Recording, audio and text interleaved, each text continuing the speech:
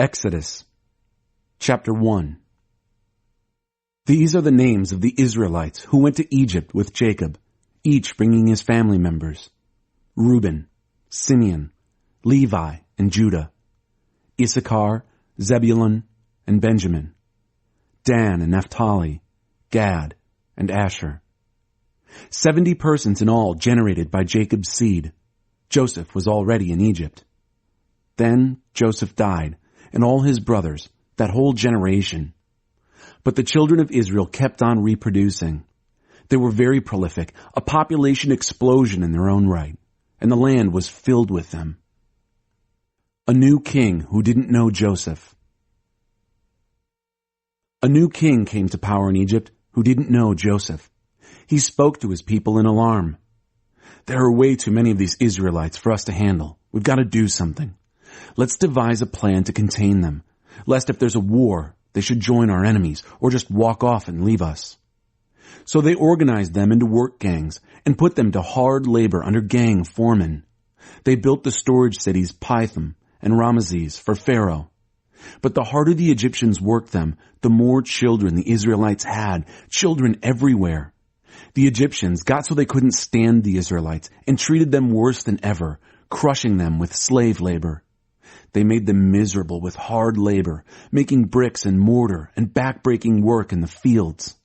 They piled on the work, crushing them under the cruel workload. The king of Egypt had a talk with the 2 Hebrew midwives. One was named Shiphrah and the other Puah. He said, "When you deliver the Hebrew women, look at the sex of the baby. If it's a boy, kill him. If it's a girl, let her live." But the midwives had far too much respect for God and didn't do what the king of Egypt ordered. They let the boy babies live. The king of Egypt called in the midwives. "Why didn't you obey my orders? You've let those babies live." The midwives answered Pharaoh, "The Hebrew women aren't like the Egyptian women. They're vigorous. Before the midwife can get there, they've already had the baby." God was pleased with the midwives. The people continued to increase in number, a very strong people. And because the midwives honored God, God gave them families of their own. So Pharaoh issued a general order to all his people: "Every boy that is born, drown him in the Nile, but let the girls live." Chapter 2. Moses. A man from the family of Levi married a Levite woman. The woman became pregnant and had a son. She saw there was something special about him and hid him. She hid him for 3 months. When she couldn't hide him any longer, she got a little basket boat made of papyrus, waterproofed it with tar and pitch, and placed the child in it. Then she set it afloat in the reeds at the edge of the Nile. The baby's older sister found herself a vantage point a little way off and watched to see what would happen to him. Pharaoh's daughter came down to the Nile to bathe. Her maidens strolled on the bank. She saw the basket boat floating in the reeds and sent her maid to get it. She opened it and saw the child, a baby, crying. Her heart went out to him. She said, "This must be one of the Hebrew babies." Then his sister was before her. "Do you want me to go and get a nursing mother from the Hebrews so she can nurse the baby for you?" Pharaoh's daughter said, "Yes, go." The girl went and called the child's mother. Pharaoh's daughter told her, "Take this baby and nurse him for me. I'll pay you." The woman took the child and nursed him. After the child was weaned, she presented him to Pharaoh's daughter, who adopted him as her son. She named him Moses, pulled out, saying, "I pulled him out of the water." Time passed. Moses grew up. One day, he went and saw his brothers, saw all that hard labor. Then, he saw an Egyptian hit a Hebrew, one of his relatives. He looked this way and then that. When he realized there was no one in sight, he killed the Egyptian and buried him in the sand. The next day, he went out there again. 2 Hebrew men were fighting. He spoke to the man who started it. "Why are you hitting your neighbor?" The man shot back, "Who do you think you are, telling us what to do? Are you going to kill me the way you killed that Egyptian?" Then Moses panicked. Word's gotten out. People know about this.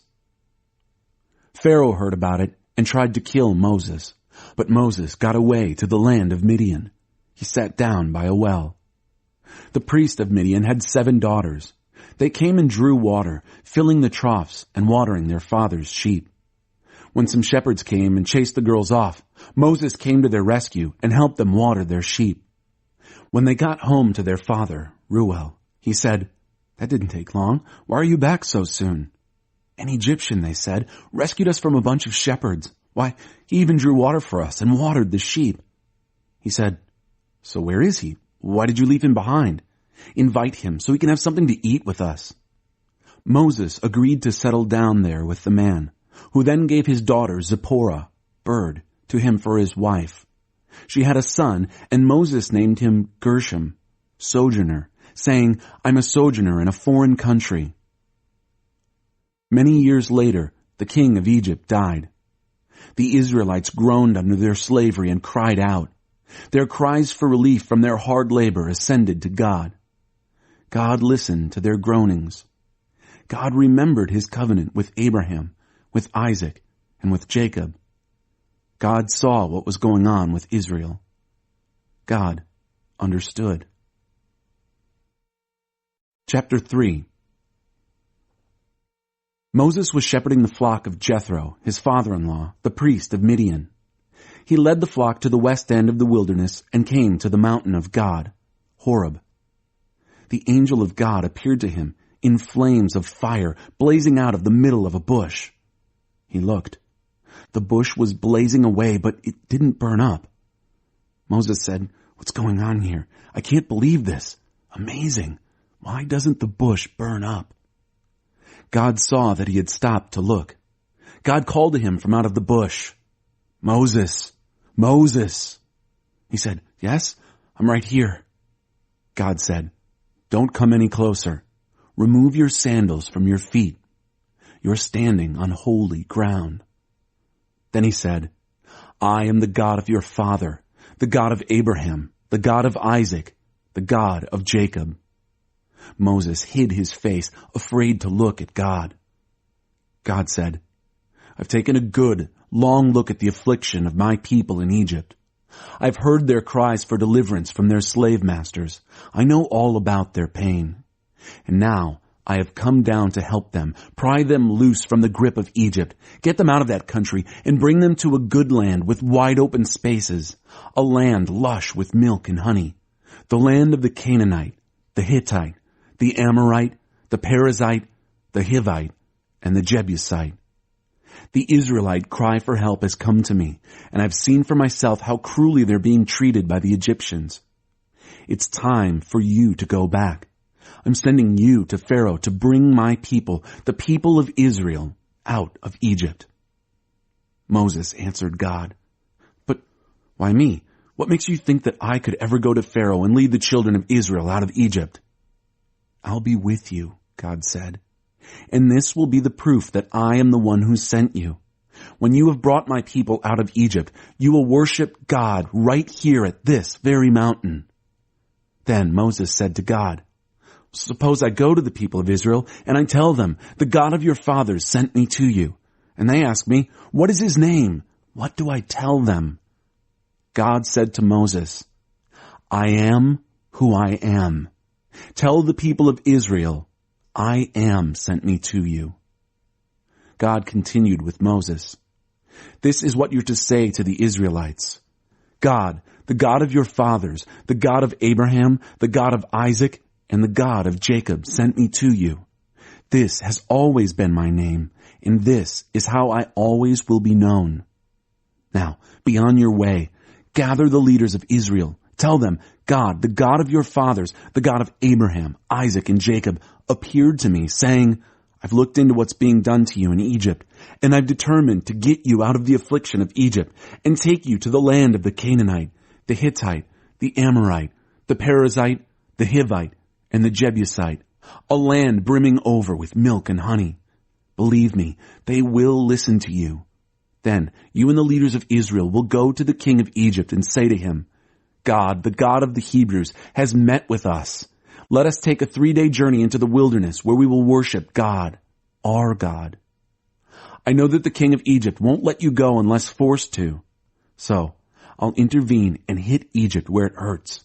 Oh, my miracles will send them reeling, after which they'll be glad to send you off. I'll see to it that this people get a hearty send-off by the Egyptians. When you leave, you won't leave empty-handed. Each woman will ask her neighbor and any guests in her house for objects of silver and gold, for jewelry and extra clothes. You'll put them on your sons and daughters. Oh, you'll clean the Egyptians out. Chapter 4. Moses objected.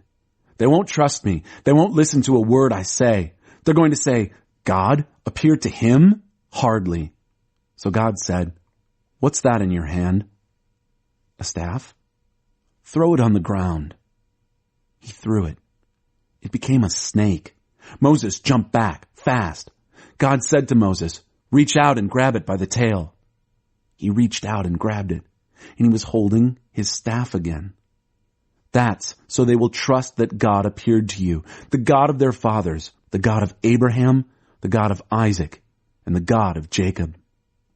God then said, Put your hand inside your shirt. He slipped his hand under his shirt, then took it out.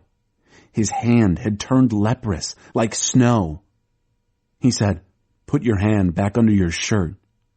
He did it, then took it back out, as healthy as before. So if they don't trust you and aren't convinced by the first sign, the second sign should do it. But if it doesn't, if even after these two signs they don't trust you and listen to your message, take some water out of the Nile and pour it out on the dry land. The Nile water that you pour out will turn to blood when it hits the ground. Moses raised another objection to God. Master, please, I don't talk well. I've never been good with words, neither before nor after you spoke to me. I stutter and stammer. God said, And who do you think made the human mouth? And who makes some mute, some deaf, some sighted, some blind? Isn't it I, God? So get going. I'll be right there with you, with your mouth. I'll be right there to teach you what to say. He said, Oh, Master, please send somebody else. God got angry with Moses. Don't you have a brother, Aaron the Levite? He's good with words. I know he is. He speaks very well. In fact, at this very moment, he's on his way to meet you. When he sees you, he's going to be glad. You'll speak to him and tell him what to say. I'll be right there with you as you speak and with him as he speaks, teaching you step by step. He will speak to the people for you. He'll act as your mouth, but you'll decide what comes out of it. Now, take this staff in your hand. You'll use it to do the signs. Moses went back to Jethro, his father-in-law, and said, I need to return to my relatives who are in Egypt. I want to see if they're still alive. Jethro said, Go, and peace be with you. God said to Moses in Midian, Go, return to Egypt. All the men who wanted to kill you are dead. So Moses took his wife and sons and put them on a donkey for the return trip to Egypt. He had a firm grip on the staff of God. God said to Moses, When you get back to Egypt, be prepared. All the wonders that I will do through you, you'll do before Pharaoh. But I will make him stubborn so that he will refuse to let the people go. Then you are to tell Pharaoh, God's message, Israel is my son, my firstborn. I told you, free my son so that he can serve me. But you refused to free him. So now I'm going to kill your son, your firstborn. On the journey back, as they camped for the night, God met Moses and would have killed him, but Zipporah took a flint knife and cut off her son's foreskin and touched Moses' member with it. She said, Oh, you're a bridegroom of blood to me. Then God let him go. She used the phrase bridegroom of blood because of the circumcision. God spoke to Aaron, Go and meet Moses in the wilderness. He went and met him at the mountain of God and kissed him. Moses told Aaron the message that God had sent him to speak and the wonders he had commanded him to do. So Moses and Aaron proceeded to round up all the leaders of Israel. Aaron told them everything that God had told Moses and demonstrated the wonders before the people. And the people trusted and listened believingly that God was concerned with what was going on with the Israelites and knew all about their affliction. They bowed low and they worshipped.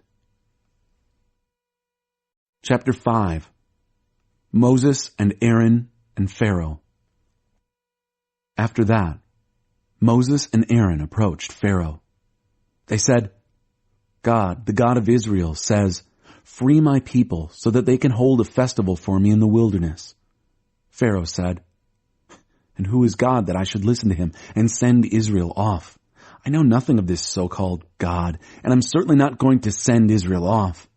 They said, "The God of the Hebrews has met with us. Let us take a 3-day journey into the wilderness so we can worship our God, lest he strike us with either disease or death."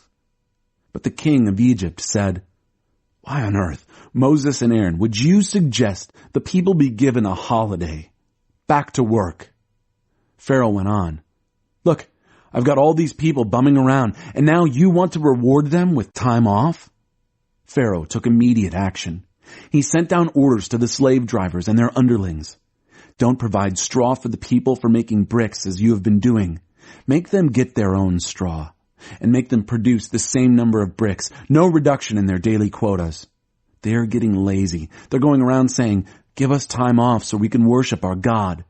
Crack down on them. That'll cure them of their whining, their God fantasies." The slave drivers and their underlings went out to the people with their new instructions. "Pharaoh's orders, no more straw provided. Get your own straw wherever you can find it, and not one brick less in your daily work quota." The people scattered all over Egypt, scrabbling for straw. The slave drivers were merciless, saying, "Complete your daily quota of bricks, the same number as when you were given straw." The Israelite foremen, whom the slave drivers had appointed, were beaten and badgered. "Why didn't you finish your quota of bricks yesterday or the day before, and now again today?" The Israelite foreman came to Pharaoh and cried out for relief. "Why are you treating your servants like this? Nobody gives us any straw, and they tell us, 'Make bricks. Look at us. We're being beaten, and it's not our fault.'" But Pharaoh said, "Lazy. That's what you are, lazy. That's why you whine, 'Let us go so we can worship God.' Well then, go. Go back to work. Nobody's going to give you straw, and at the end of the day, you better bring in your full quota of bricks." The Israelite foremen saw that they were in a bad way, having to go back and tell their workers, "Not one brick short in your daily quota." As they left Pharaoh, they found Moses and Aaron waiting to meet them. The foreman said to them, "May God see what you've done and judge you. You've made us stink before Pharaoh and his servants. You've put a weapon in his hand that's going to kill us." Moses went back to God and said, "My master, why are you treating this people so badly? And why did you ever send me? From the moment I came to Pharaoh to speak in your name, things have only gotten worse for this people. And rescue? Does this look like rescue to you?" Chapter 6. God said to Moses, "Now you'll see what I'll do to Pharaoh. With a strong hand, he'll send them out free. With a strong hand, he'll drive them out of his land." God continued speaking to Moses, reassuring him, "I am God. I appeared to Abraham, Isaac, and Jacob as the strong God. But by my name, God, I am present. I was not known to them. I also established my covenant with them to give them the land of Canaan, the country in which they lived as sojourners. But now I've heard the groanings of the Israelites, whom the Egyptians continue to enslave, and I've remembered my covenant. Therefore, tell the Israelites, I am God. I will bring you out from under the cruel, hard labor of Egypt.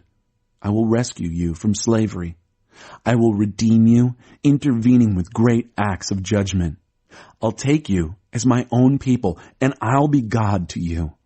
You'll know that I am God, your God, who brings you out from under the cruel, hard labor of Egypt. I'll bring you into the land that I promised to give Abraham, Isaac, and Jacob, and give it to you as your own country. I am God." But when Moses delivered this message to the Israelites, they didn't even hear him. They were that beaten down in spirit by the harsh slave conditions.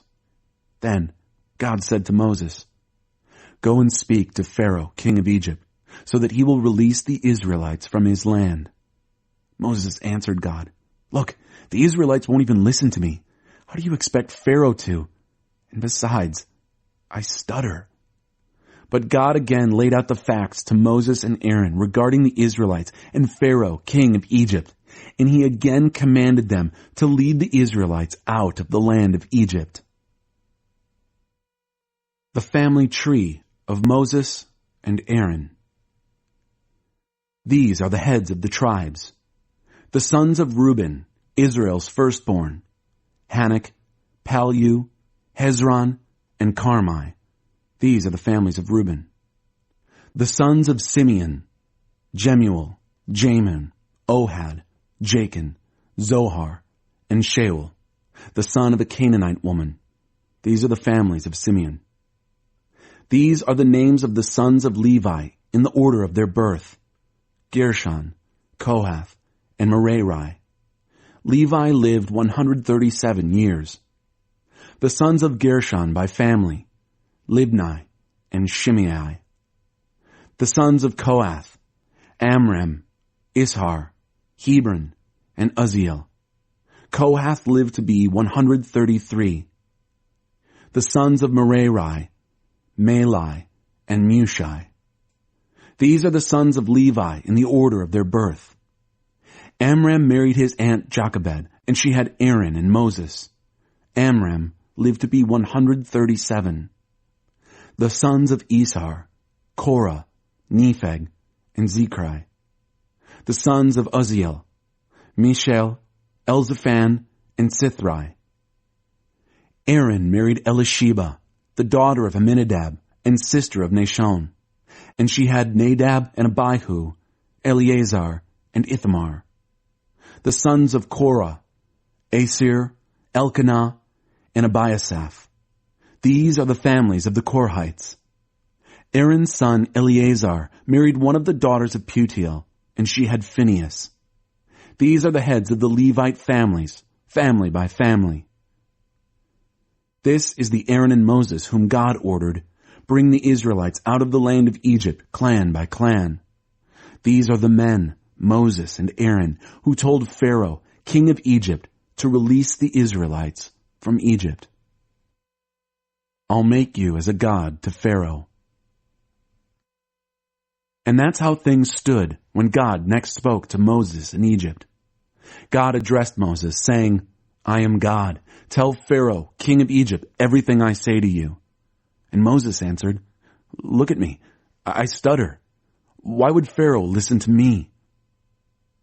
Chapter 7. God told Moses, "Look at me.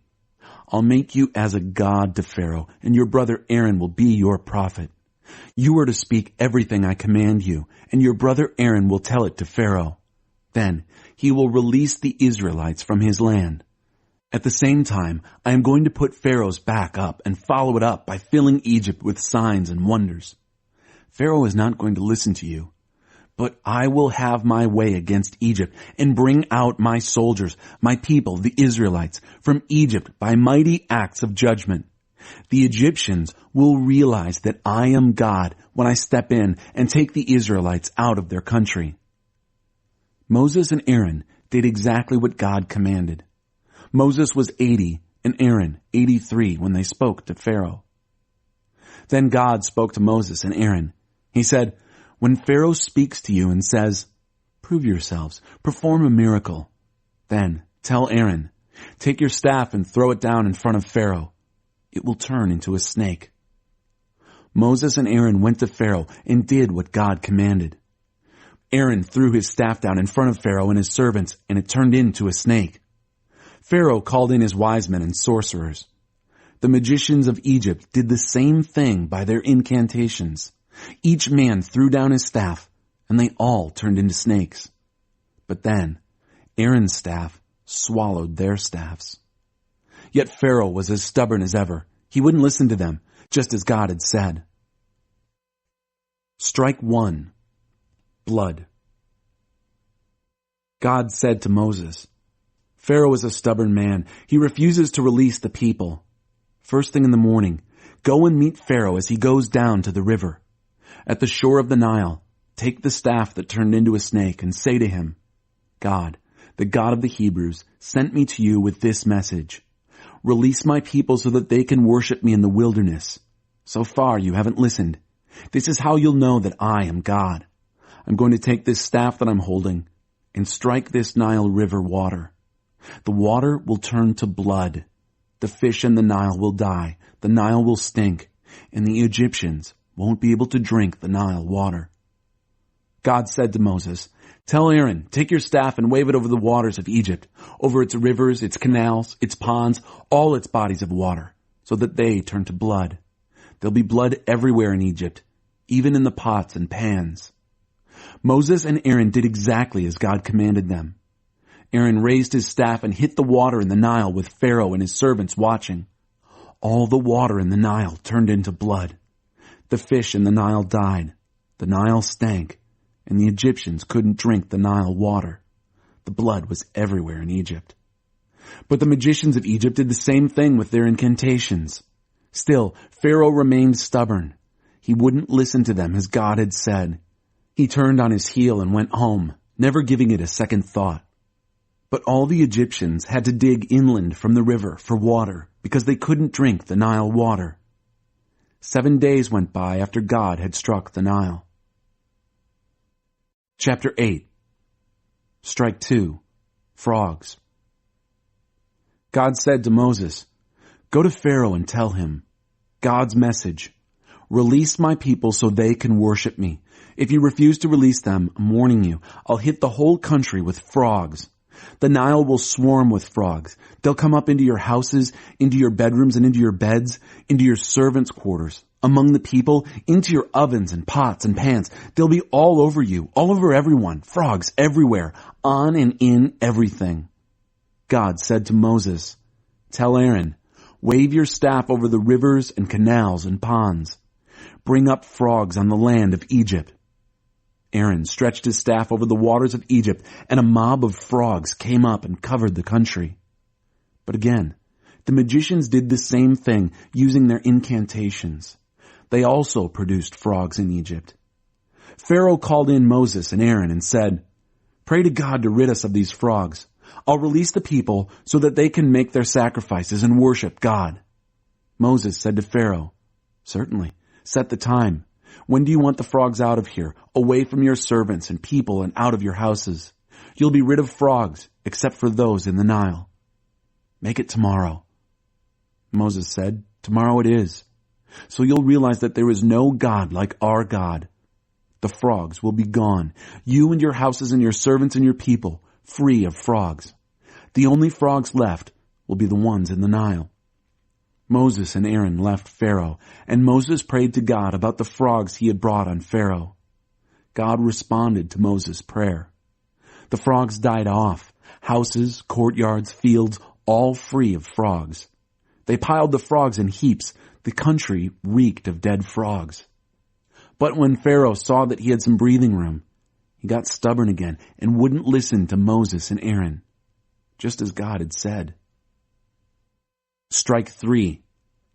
Gnats. God said to Moses, Tell Aaron, take your staff and strike the dust. The dust will turn into gnats all over Egypt. He did it. Aaron grabbed his staff and struck the dust of the earth. It turned into gnats, gnats all over people and animals. All the dust of the earth turned into gnats, gnats everywhere in Egypt. The magicians tried to produce gnats with their incantations, but this time they couldn't do it. There were gnats everywhere, all over people and animals. The magicians said to Pharaoh, This is God's doing. But Pharaoh was stubborn and wouldn't listen, just as God had said. Strike 4. Flies. God said to Moses, Get up early in the morning and confront Pharaoh as he goes down to the water. Tell him, God's message, release my people so they can worship me. If you don't release my people, I'll release swarms of flies on you, your servants, your people, and your homes. The houses of the Egyptians and even the ground under their feet will be thick with flies. But when it happens, I'll set Goshen, where my people live, aside as a sanctuary. No flies in Goshen. That will show you that I am God in this land. I'll make a sharp distinction between your people and mine. This sign will occur tomorrow." And God did just that. Thick swarms of flies in Pharaoh's palace and the houses of his servants. All over Egypt, the country ruined by flies. Pharaoh called in Moses and Aaron and said, "Go ahead, sacrifice to your God, but do it here in this country." Moses said, "That would not be wise. What we sacrifice to our God would give great offense to Egyptians. If we openly sacrifice what is so deeply offensive to Egyptians, they'll kill us. Let us go 3 days' journey into the wilderness and sacrifice to our God, just as he instructed us." Pharaoh said, "All right, I'll release you to go and sacrifice to your God in the wilderness. Only don't go too far. Now pray for me." Moses said, "As soon as I leave here, I will pray to God that tomorrow the flies will leave Pharaoh, his servants, and his people. But don't play games with us and change your mind about releasing us to sacrifice to God." Moses left Pharaoh and prayed to God. God did what Moses asked.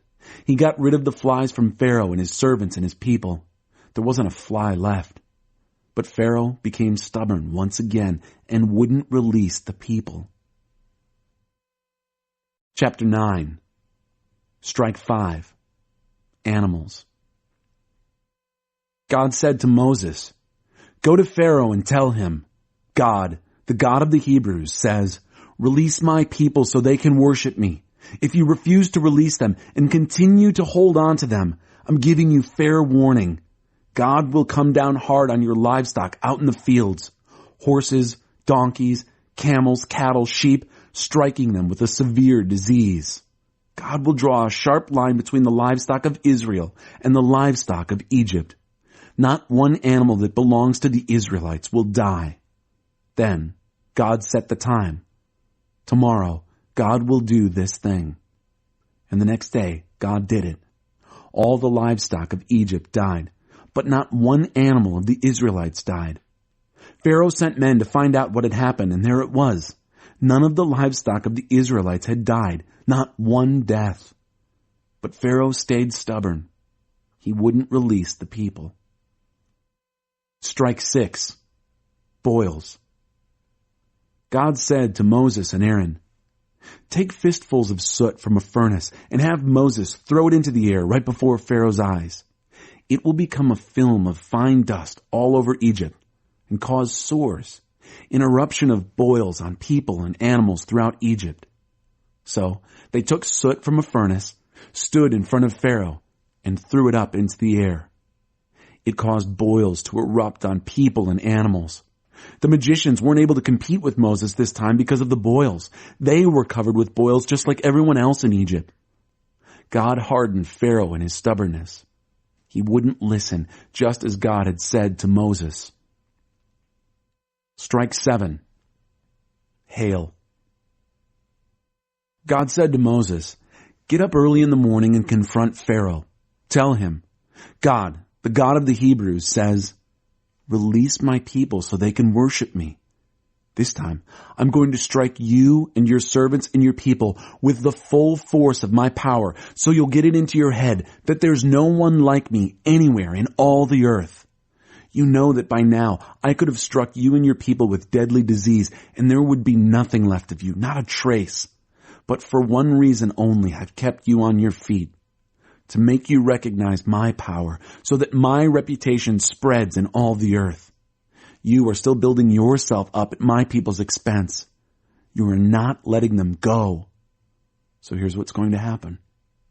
At this time tomorrow, I'm sending a terrific hailstorm. There's never been a storm like this in Egypt from the day of its founding until now. So, get your livestock under roof. Everything exposed in the open fields, people and animals, will die when the hail comes down." All of Pharaoh's servants who had respect for God's word got their workers and animals under cover as fast as they could. But those who didn't take God's word seriously left their workers and animals out in the field. God said to Moses, "Stretch your hands to the skies. Signal the hail to fall all over Egypt, on people and animals and crops exposed in the fields of Egypt." Moses lifted his staff to the skies, and God sent peals of thunder, and hail shot through with lightning strikes. God rained hail down on the land of Egypt. The hail came, hail and lightning, a fierce hailstorm. There had been nothing like it in Egypt in its entire history. The hail hit hard all over Egypt. Everything exposed out in the fields, people and animals and crops, was smashed. Even the trees in the fields were shattered. Except for Goshen, where the Israelites lived. There was no hail in Goshen. Pharaoh summoned Moses and Aaron. He said, "I've sinned for sure this time. God is in the right, and I and my people are in the wrong. Pray to God. We've had enough of God's thunder and hail. I'll let you go. The sooner you're out of here, the better." Moses said, "As soon as I'm out of the city, I'll stretch out my arms to God. The thunder will stop and the hail end, so you'll know that the land is God's land. Still, I know that you and your servants have no respect for God." The flax and the barley were ruined, for they were just ripening, but the wheat and spelt weren't hurt. They ripened later. Moses left Pharaoh in the city and stretched out his arms to God. The thunder and hail stopped. The storm cleared. But when Pharaoh saw that the rain and hail and thunder had stopped, he kept right on sinning, stubborn as ever, both he and his servants. Pharaoh's heart turned rock hard. He refused to release the Israelites, as God had ordered through Moses. Chapter 10. Strike 8. Locusts. God said to Moses, "Go to Pharaoh. I've made him stubborn, him and his servants, so that I can force him to look at these signs, and so you'll be able to tell your children and grandchildren how I toyed with the Egyptians, like a cat with a mouse. You'll tell them the stories of the signs that I brought down on them, so that you'll all know that I am God." Moses and Aaron went to Pharaoh and said to him, "God, the God of the Hebrews, says, 'How long are you going to refuse to knuckle under? Release my people so that they can worship me. If you refuse to release my people, watch out. Tomorrow I'm bringing locusts into your country. They'll cover every square inch of ground. No one will be able to see the ground. They'll devour everything left over from the hailstorm, even the saplings out in the fields. They'll clear cut the trees, and they'll invade your houses, filling the houses of your servants, filling every house in Egypt. Nobody will have ever seen anything like this, from the time your ancestors first set foot on this soil until today." Then he turned on his heel and left Pharaoh. Pharaoh's servants said to him, "How long are you going to let this man harass us? Let these people go and worship their God. Can't you see that Egypt is on its last legs?" So Moses and Aaron were brought back to Pharaoh. He said to them, "Go ahead then, go worship your God. But just who exactly is going with you?" Moses said, "We're taking young and old, sons and daughters, flocks and herds. This is our worship celebration of God." He said, "I'd sooner send you off with God's blessings than let you go with your children. Look, you're up to no good. It's written all over your faces. Nothing doing. Just the men are going. Go ahead and worship God. That's what you want so badly." And they were thrown out of Pharaoh's presence. God said to Moses, "Stretch your hand over Egypt and signal the locusts to cover the land of Egypt, devouring every blade of grass in the country, everything that the hail didn't get." Moses stretched out his staff over the land of Egypt. God let loose an east wind. It blew that day and night. By morning, the east wind had brought in the locusts. The locusts covered the country of Egypt, settling over every square inch of Egypt. The place was thick with locusts. There was never an invasion of locusts like it in the past, and never will be again. The ground was completely covered, black with locusts. They ate everything, every blade of grass, every piece of fruit, anything that the hail didn't get. Nothing left but bare trees and bare fields. Not a sign of green in the whole land of Egypt. Pharaoh had Moses and Aaron back in no time. He said, "I've sinned against your God and against you. Overlook my sin one more time. Pray to your God to get me out of this. Get death out of here." Moses left Pharaoh and prayed to God. God reversed the wind. A powerful west wind took the locusts and dumped them into the Red Sea. There wasn't a single locust left in the whole country of Egypt. But God made Pharaoh stubborn as ever. He still didn't release the Israelites.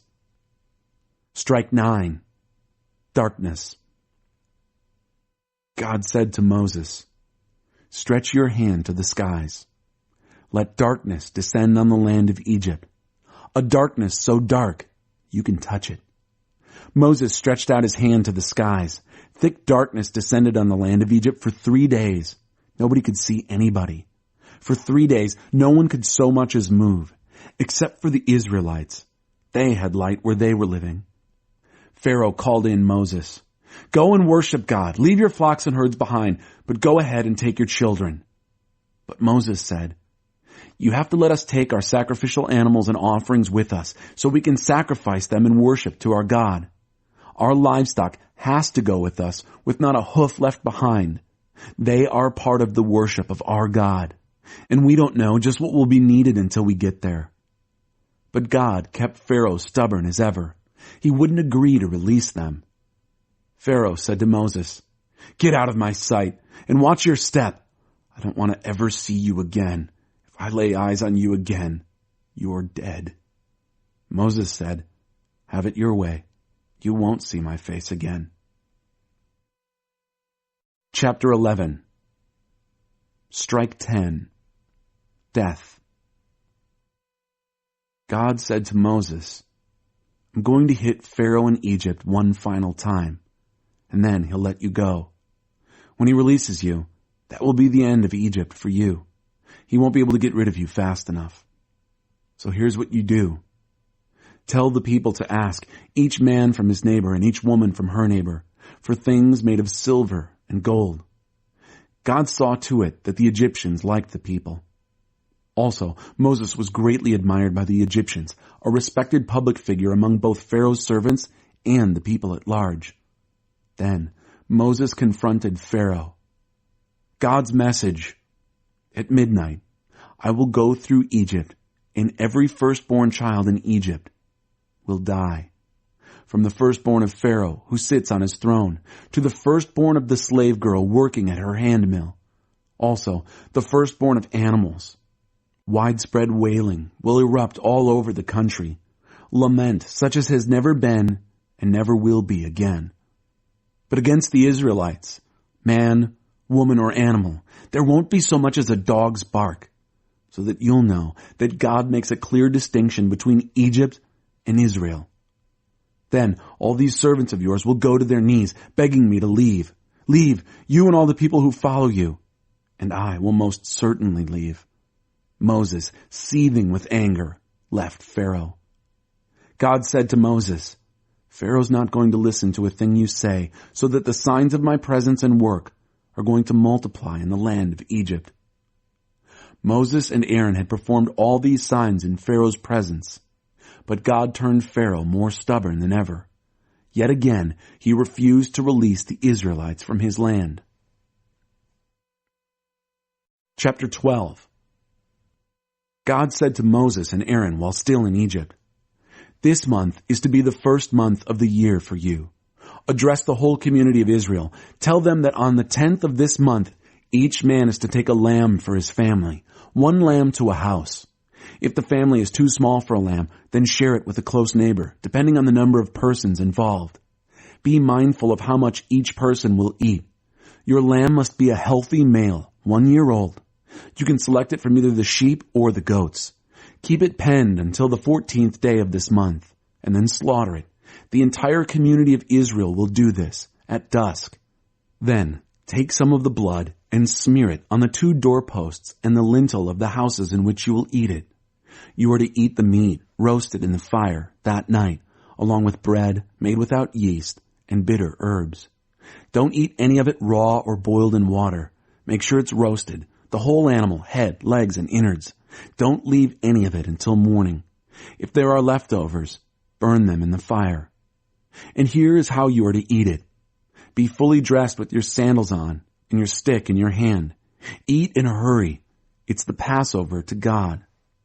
I will go through the land of Egypt on this night and strike down every firstborn in the land of Egypt, whether human or animal, and bring judgment on all the gods of Egypt. I am God. The blood will serve as a sign on the houses where you live. When I see the blood, I will pass over you. No disaster will touch you when I strike the land of Egypt. This will be a memorial day for you. You will celebrate it as a festival to God down through the generations, a fixed festival celebration to be observed always. You will eat unraised bread, matzoth, for 7 days. On the first day, get rid of all yeast from your houses. Anyone who eats anything with yeast from the first day to the 7th day will be cut off from Israel. The 1st and the 7th days are set aside as holy. Do no work on those days. Only what you have to do for meals. Each person can do that. Keep the festival of unraised bread. This marks the exact day I brought you out in force from the land of Egypt. Honor the day down through your generations, a fixed festival to be observed always. In the 1st month, beginning on the 14th day at evening until the 21st day at evening, you are to eat unraised bread. For those 7 days, not a trace of yeast is to be found in your houses. Anyone, whether a visitor or a native of the land, who eats anything raised shall be cut off from the community of Israel. Don't eat anything raised, only matzoth. Moses assembled all the elders of Israel. He said, select a lamb for your families and slaughter the Passover lamb. Take a bunch of hyssop and dip it in the bowl of blood and smear it on the lintel and on the 2 doorposts. No one is to leave the house until morning. God will pass through to strike Egypt down. When he sees the blood on the lintel and the 2 doorposts, God will pass over the doorway. He won't let the destroyer enter your house to strike you down with ruin. Keep this word. It's the law for you and your children forever. When you enter the land which God will give you as he promised, keep doing this. And when your children say to you, why are we doing this? Tell them, it's the Passover sacrifice to God, who passed over the homes of the Israelites in Egypt when he hit Egypt with death, but rescued us. The people bowed and worshipped. The Israelites then went and did what God had commanded Moses and Aaron. They did it all. At midnight, God struck every firstborn in the land of Egypt, from the firstborn of Pharaoh, who sits on his throne, right down to the firstborn of the prisoner locked up in jail. Also, the firstborn of the animals. Pharaoh got up that night, he and all his servants and everyone else in Egypt. What wild wailing and lament in Egypt. There wasn't a house in which someone wasn't dead. Pharaoh called in Moses and Aaron that very night and said, get out of here and be done with you. You and your Israelites. Go worship God on your own terms. And yes, take your sheep and cattle as you've insisted, but go and bless me. The Egyptians couldn't wait to get rid of them. They pushed them to hurry up, saying, we're all as good as dead. The people grabbed their bread dough before it had risen, bundled their bread bowls in their cloaks, and threw them over their shoulders. The Israelites had already done what Moses had told them. They had asked the Egyptians for silver and gold things and clothing. God saw to it that the Egyptians liked the people, and so readily gave them what they asked for. Oh yes, they picked those Egyptians clean. The Israelites moved on from Ramesses to Succoth, about 600,000 on foot, besides their dependents. There was also a crowd of riffraff tagging along, not to mention the large flocks and herds of livestock. They baked unraised cakes with the bread dough they had brought out of Egypt. It hadn't raised. They'd been rushed out of Egypt and hadn't time to fix food for the journey. The Passover. The Israelites had lived in Egypt 430 years. At the end of the 430 years, to the very day, God's entire army left Egypt. God kept watch all night, watching over the Israelites as he brought them out of Egypt. Because God kept watch, all Israel for all generations will honor God by keeping watch this night, a watch night. God said to Moses and Aaron, these are the rules for the Passover. No foreigners are to eat it. Any slave, if he's paid for and circumcised, can eat it. No casual visitor or hired hand can eat it. Eat it in one house. Don't take the meat outside the house. Don't break any of the bones. The whole community of Israel is to be included in the meal. If an immigrant is staying with you and wants to keep the Passover to God, every male in his family must be circumcised. Then he can participate in the meal. He will then be treated as a native son, but no uncircumcised person can eat it. The same law applies both to the native and the immigrant who is staying with you. All the Israelites did exactly as God commanded Moses and Aaron. That very day, God brought the Israelites out of the land of Egypt, tribe by tribe. Chapter 13. God spoke to Moses, saying, "Consecrate every firstborn to me, the first one to come from the womb among the Israelites, whether person or animal, is mine." Moses said to the people, "Always remember this day. This is the day when you came out of Egypt from a house of slavery. God brought you out of here with a powerful hand. Don't eat any raised bread. You are leaving in the spring month of Abib, when God brings you into the land of the Canaanite, the Hittite, the Amorite, the Hivite, and the Jebusite, which he promised to your fathers to give you, a land lavish with milk and honey. You are to observe this service during this month. You are to eat unraised bread for 7 days. On the 7th day, there is a festival celebration to God. Only unraised bread is to be eaten for 7 days. There is not to be a trace of anything fermented, no yeast anywhere. Tell your child on that day, 'This is because of what God did for me when I came out of Egypt.' The day of observance will be like a sign on your hand, a memorial between your eyes, and the teaching of God in your mouth. It was with a powerful hand that God brought you out of Egypt. Follow these instructions at the set time, year after year after year. When God brings you into the land of the Canaanites, as he promised you and your fathers, and turns it over to you, you are to set aside the first birth out of every womb to God. Every first birth from your livestock belongs to God.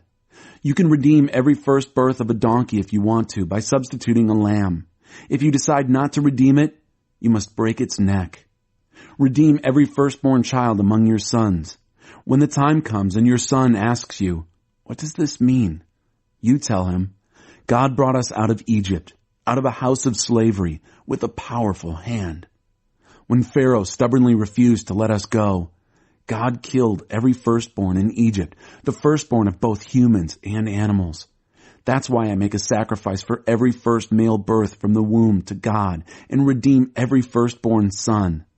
The observance functions like a sign on your hands or a symbol on the middle of your forehead. God brought us out of Egypt with a powerful hand." It so happened that after Pharaoh released the people, God didn't lead them by the road through the land of the Philistines, which was the shortest route. For God thought, if the people encounter war, they'll change their minds and go back to Egypt. So God led the people on the wilderness road, looping around to the Red Sea. The Israelites left Egypt in military formation. Moses took the bones of Joseph with him, for Joseph had made the Israelites solemnly swear to do it, saying, "God will surely hold you accountable, so make sure you bring my bones from here with you." They moved on from Succoth and then camped at Etham, at the edge of the wilderness. God went ahead of them in a pillar of cloud during the day to guide them on the way, and at night in a pillar of fire to give them light. Thus they could travel both day and night. The pillar of cloud by day and the pillar of fire by night never left the people. Chapter 14. The Story and Song of Salvation. God spoke to Moses, "Tell the Israelites to turn around and make camp at Pihahiroth, between Migdol and the sea.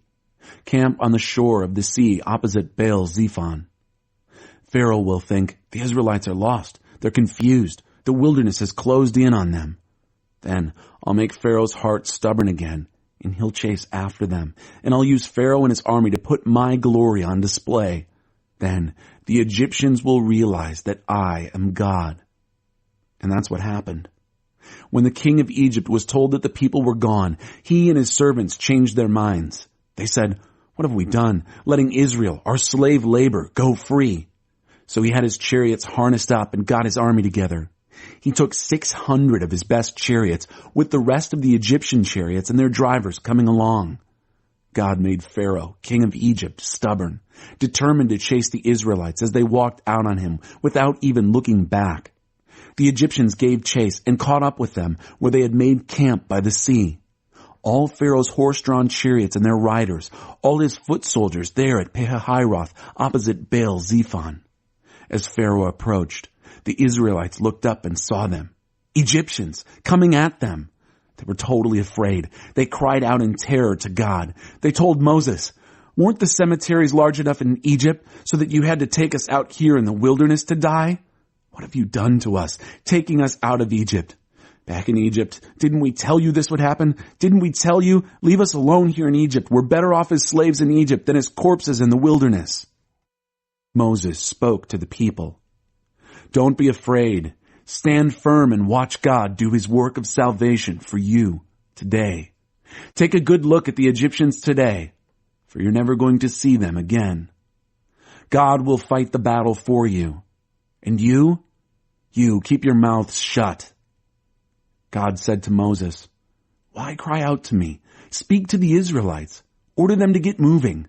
Hold your staff high and stretch your hand out over the sea.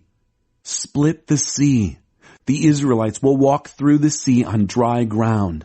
Meanwhile, I'll make sure the Egyptians keep up their stubborn chase. I'll use Pharaoh and his entire army, his chariots and horsemen, to put my glory on display so that the Egyptians will realize that I am God." The angel of God that had been leading the camp of Israel now shifted and got behind them. And the pillar of cloud that had been in front also shifted to the rear. The cloud was now between the camp of Egypt and the camp of Israel. The cloud enshrouded one camp in darkness and flooded the other with light. The two camps didn't come near each other all night. Then Moses stretched out his hand over the sea, and God, with a terrific east wind all night long, made the sea go back. He made the sea dry ground. The sea waters split. The Israelites walked through the sea on dry ground, with the waters a wall to the right and to the left. The Egyptians came after them in full pursuit, every horse and chariot and driver of Pharaoh racing into the middle of the sea. It was now the morning watch. God looked down from the pillar of fire and cloud on the Egyptian army and threw them into a panic. He clogged the wheels of their chariots. They were stuck in the mud. The Egyptians said, "Run from Israel. God is fighting on their side and against Egypt." God said to Moses, "Stretch out your hand over the sea, and the waters will come back over the Egyptians, over their chariots, over their horsemen." Moses stretched his hand out over the sea. As the day broke and the Egyptians were running, the sea returned to its place as before. God dumped the Egyptians in the middle of the sea. The waters returned, drowning the chariots and riders of Pharaoh's army that had chased after Israel into the sea. Not one of them survived. But the Israelites walked right through the middle of the sea on dry ground, the waters forming a wall to the right and to the left. God delivered Israel that day from the oppression of the Egyptians. And Israel looked at the Egyptian dead, washed up on the shore of the sea, and realized the tremendous power that God brought against the Egyptians. The people were in reverent awe before God and trusted in God and his servant Moses. Chapter 15. Then Moses and the Israelites sang this song to God, giving voice together. "I'm singing my heart out to God. What a victory! He pitched horse and rider into the sea. God is my strength. God is my song. And yes, God is my salvation. This is the kind of God I have, and I'm telling the world. This is the God of my father. I'm spreading the news far and wide. God is a fighter, pure God through and through. Pharaoh's chariots and army he dumped in the sea. The elite of his officers he drowned in the Red Sea. Wild ocean waters poured over them. They sank like a rock in the deep blue sea. Your strong right hand, God, shimmers with power. Your strong right hand shatters the enemy. In your mighty majesty, you smash your upstart enemies. You let loose your hot anger and burn them to a crisp. At a blast from your nostrils, the waters piled up, tumbling streams dammed up, wild oceans curdled into a swamp. The enemy spoke, I'll pursue, I'll hunt them down, I'll divide up the plunder, I'll glut myself on them, I'll pull out my sword, my fist will send them reeling. You blew with all your might, and the sea covered them. They sank like a lead weight in the majestic waters. Who compares with you among gods, O God? Who compares with you in power, in holy majesty, in awesome praises, wonder-working God? You stretched out your right hand, and the earth swallowed them up. But the people you redeemed, you led in merciful love. You guided them under your protection to your holy pasture. When people heard, they were scared. Philistines writhed and trembled. Yes, even the head men in Edom were shaken, and the big bosses in Moab. Everybody in Canaan panicked and fell faint. Dread and terror sent them reeling. Before your brandished right arm, they were struck dumb like a stone. Until your people crossed over and entered, O God, until the people you made crossed over and entered. You brought them and planted them on the mountain of your heritage, the place where you live, the place you made, your sanctuary, Master, that you established with your own hands. Let God rule forever, for eternity. Yes, Pharaoh's horses and chariots and riders went into the sea, and God turned the waters back on them. But the Israelites walked on dry land right through the middle of the sea. Miriam, the prophetess, Aaron's sister, took a tambourine, and all the women followed her with tambourines, dancing. Miriam led them in singing. Sing to God, what a victory! He pitched horse and rider into the sea. Traveling through the wilderness. Moses led Israel from the Red Sea onto the wilderness of Shur. They traveled for 3 days through the wilderness without finding any water. They got to Marah, but they couldn't drink the water at Marah. It was bitter. That's why they called the place Marah, bitter. And the people complained to Moses, so what are we supposed to drink? So Moses cried out in prayer to God. God pointed him to a stick of wood. Moses threw it into the water, and the water turned sweet. That's the place where God set up rules and procedures. That's where he started testing them. God said, if you listen obediently to how God tells you to live in his presence, obeying his commandments and keeping all his laws, then I won't strike you with all the diseases that I inflicted on the Egyptians. I am God, your healer. They came to Elim, where there were 12 springs of water and 70 palm trees. They set up camp there by the water. Chapter 16.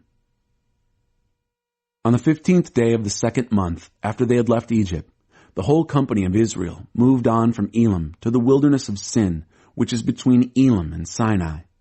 The whole company of Israel complained against Moses and Aaron there in the wilderness. The Israelites said, why didn't God let us die in comfort in Egypt, where we had lamb stew and all the bread we could eat? You've brought us out into this wilderness to starve us to death, the whole company of Israel. God said to Moses, I'm going to rain bread down from the skies for you. The people will go out and gather each day's ration. I'm going to test them to see if they'll live according to my teaching or not. On the 6th day, when they prepare what they have gathered, it will turn out to be twice as much as their daily ration. Moses and Aaron told the people of Israel, this evening you will know that it is God who brought you out of Egypt, and in the morning you will see the glory of God. Yes, he's listened to your complaints against him. You haven't been complaining against us, you know, but against God. Moses said, since it will be God who gives you meat for your meal in the evening and your fill of bread in the morning, it's God who will have listened to your complaints against him. Who are we in all this? You haven't been complaining to us. You've been complaining to God. Moses instructed Aaron, tell the whole company of Israel, come near to God. He's heard your complaints. When Aaron gave out the instructions to the whole company of Israel, they turned to face the wilderness. And there it was, the glory of God visible in the cloud. God spoke to Moses, I've listened to the complaints of the Israelites.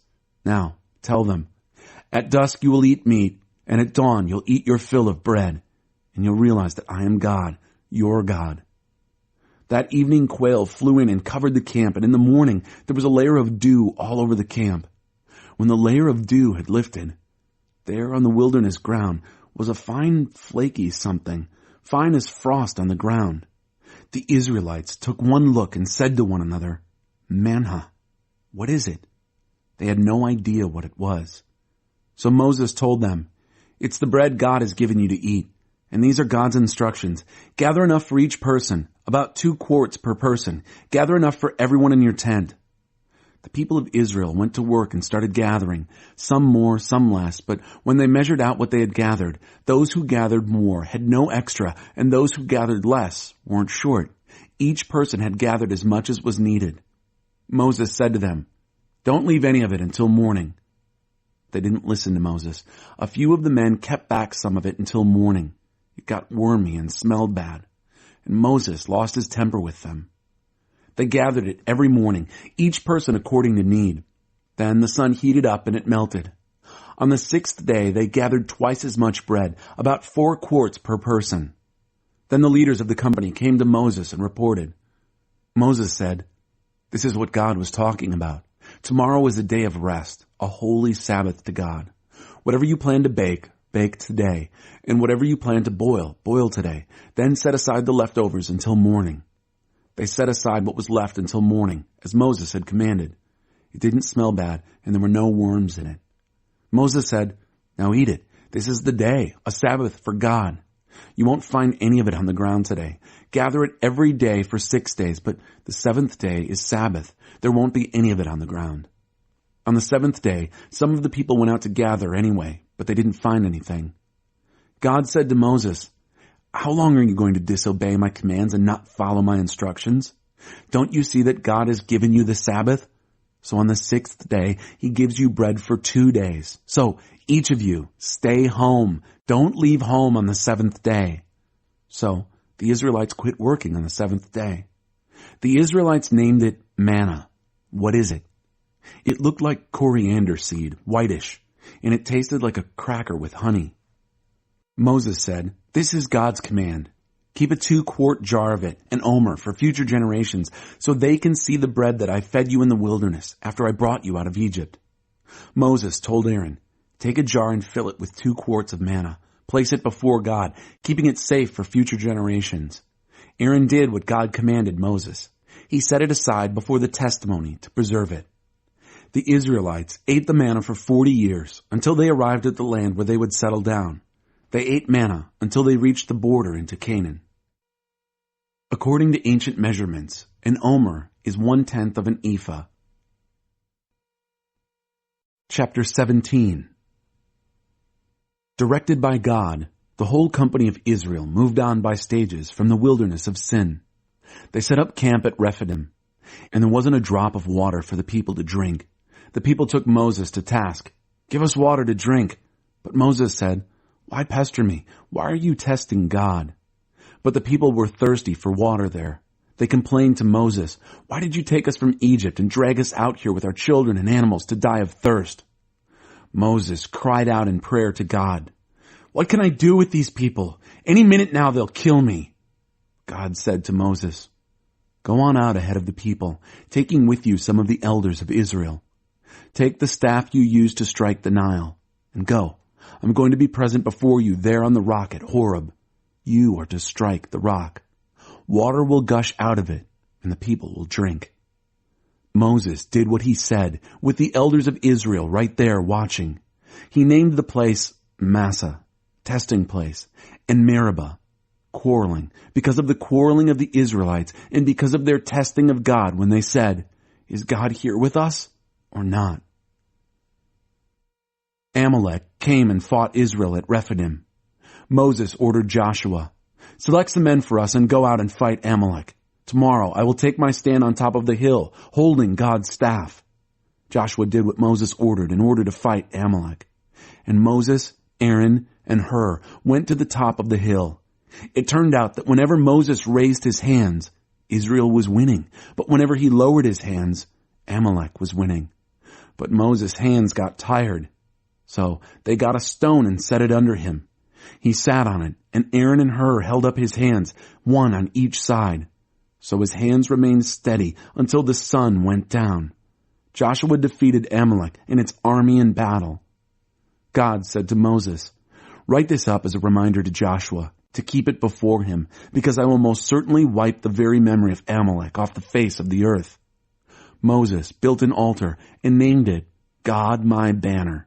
He said, "Salute God's rule, God at war with Amalek, always and forever." Chapter 18.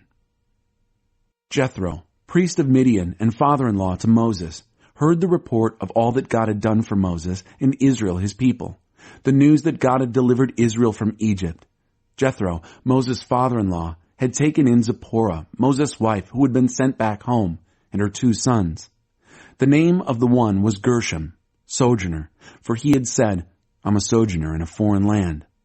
The name of the other was Eleazar, God's help, because the God of my father is my help and saved me from death by Pharaoh.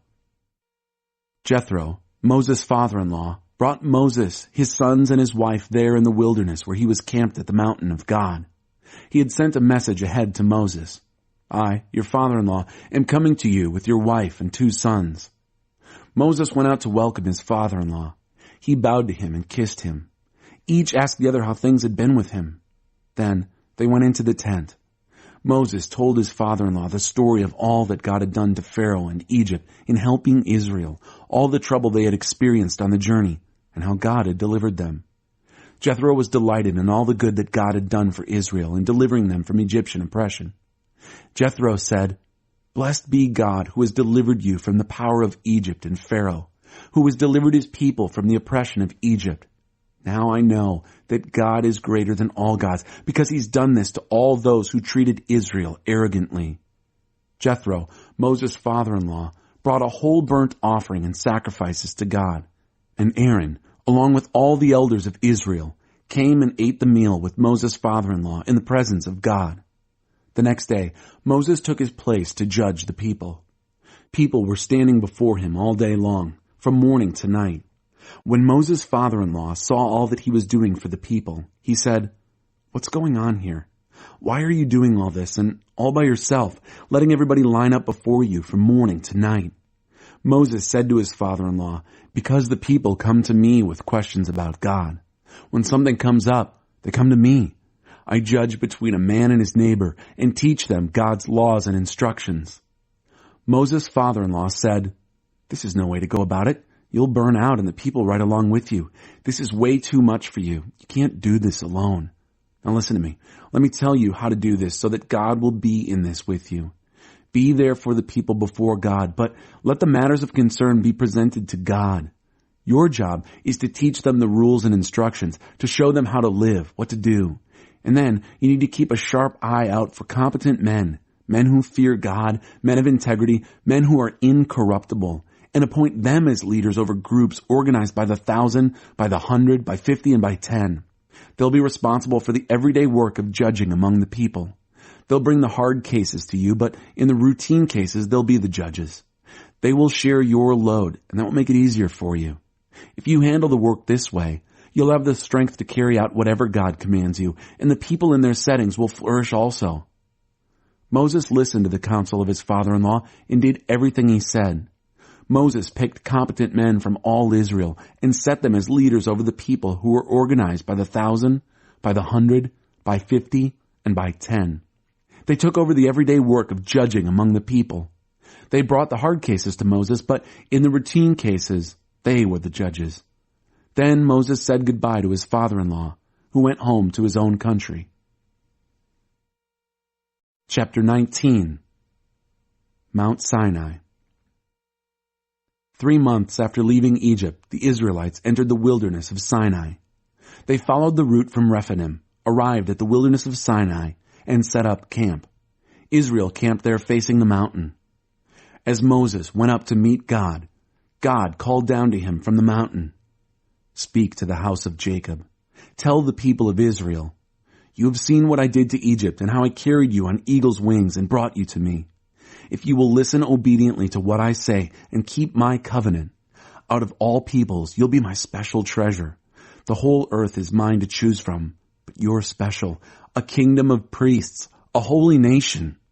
This is what I want you to tell the people of Israel." Moses came back and called the elders of Israel together and set before them all these words which God had commanded him. The people were unanimous in their response. "Everything God says, we will do." Moses took the people's answer back to God. God said to Moses, "Get ready. I'm about to come to you in a thick cloud so that the people can listen in and trust you completely when I speak with you." Again, Moses reported the people's answer to God. God said to Moses, "Go to the people. For the next 2 days, get these people ready to meet the holy God. Have them scrub their clothes so that on the third day they'll be fully prepared, because on the third day God will come down on Mount Sinai and make his presence known to all the people. Post boundaries for the people all around, telling them, 'Warning, don't climb the mountain. Don't even touch its edge. Whoever touches the mountain dies, a certain death, and no one is to touch that person. He's to be stoned.'" That's right, stone, or shot with arrows, shot to death, animal or man, whichever, put to death. A long blast from the horn will signal that it's safe to climb the mountain. Moses went down the mountain to the people and prepared them for the holy meeting. They gave their clothes a good scrubbing. Then he addressed the people. "Be ready in 3 days. Don't sleep with a woman." On the third day at daybreak, there were loud claps of thunder, flashes of lightning, a thick cloud covering the mountain, and an ear-piercing trumpet blast. Everyone in the camp shuddered in fear. Moses led the people out of the camp to meet God. They stood at attention at the base of the mountain. Mount Sinai was all smoke because God had come down on it as fire. Smoke poured from it like smoke from a furnace. The whole mountain shuddered in huge spasms. The trumpet blasts grew louder and louder. Moses spoke and God answered in thunder. God descended to the peak of Mount Sinai. God called Moses up to the peak and Moses climbed up. God said to Moses, "Go down, warn the people not to break through the barricades to get a look at God, lest many of them die. And the priests also, warn them to prepare themselves for the holy meeting, lest God break out against them." Moses said to God, "But the people can't climb Mount Sinai. You've already warned us well, telling us, 'Post boundaries around the mountain. Respect the holy mountain.'"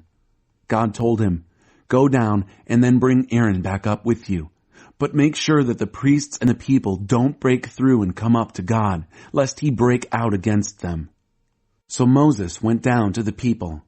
He said to them, Chapter 20, God spoke all these words. "I am God, your God, who brought you out of the land of Egypt, out of a life of slavery. No other gods, only me. No carved gods of any size, shape, or form, of anything whatever, whether of things that fly or walk or swim.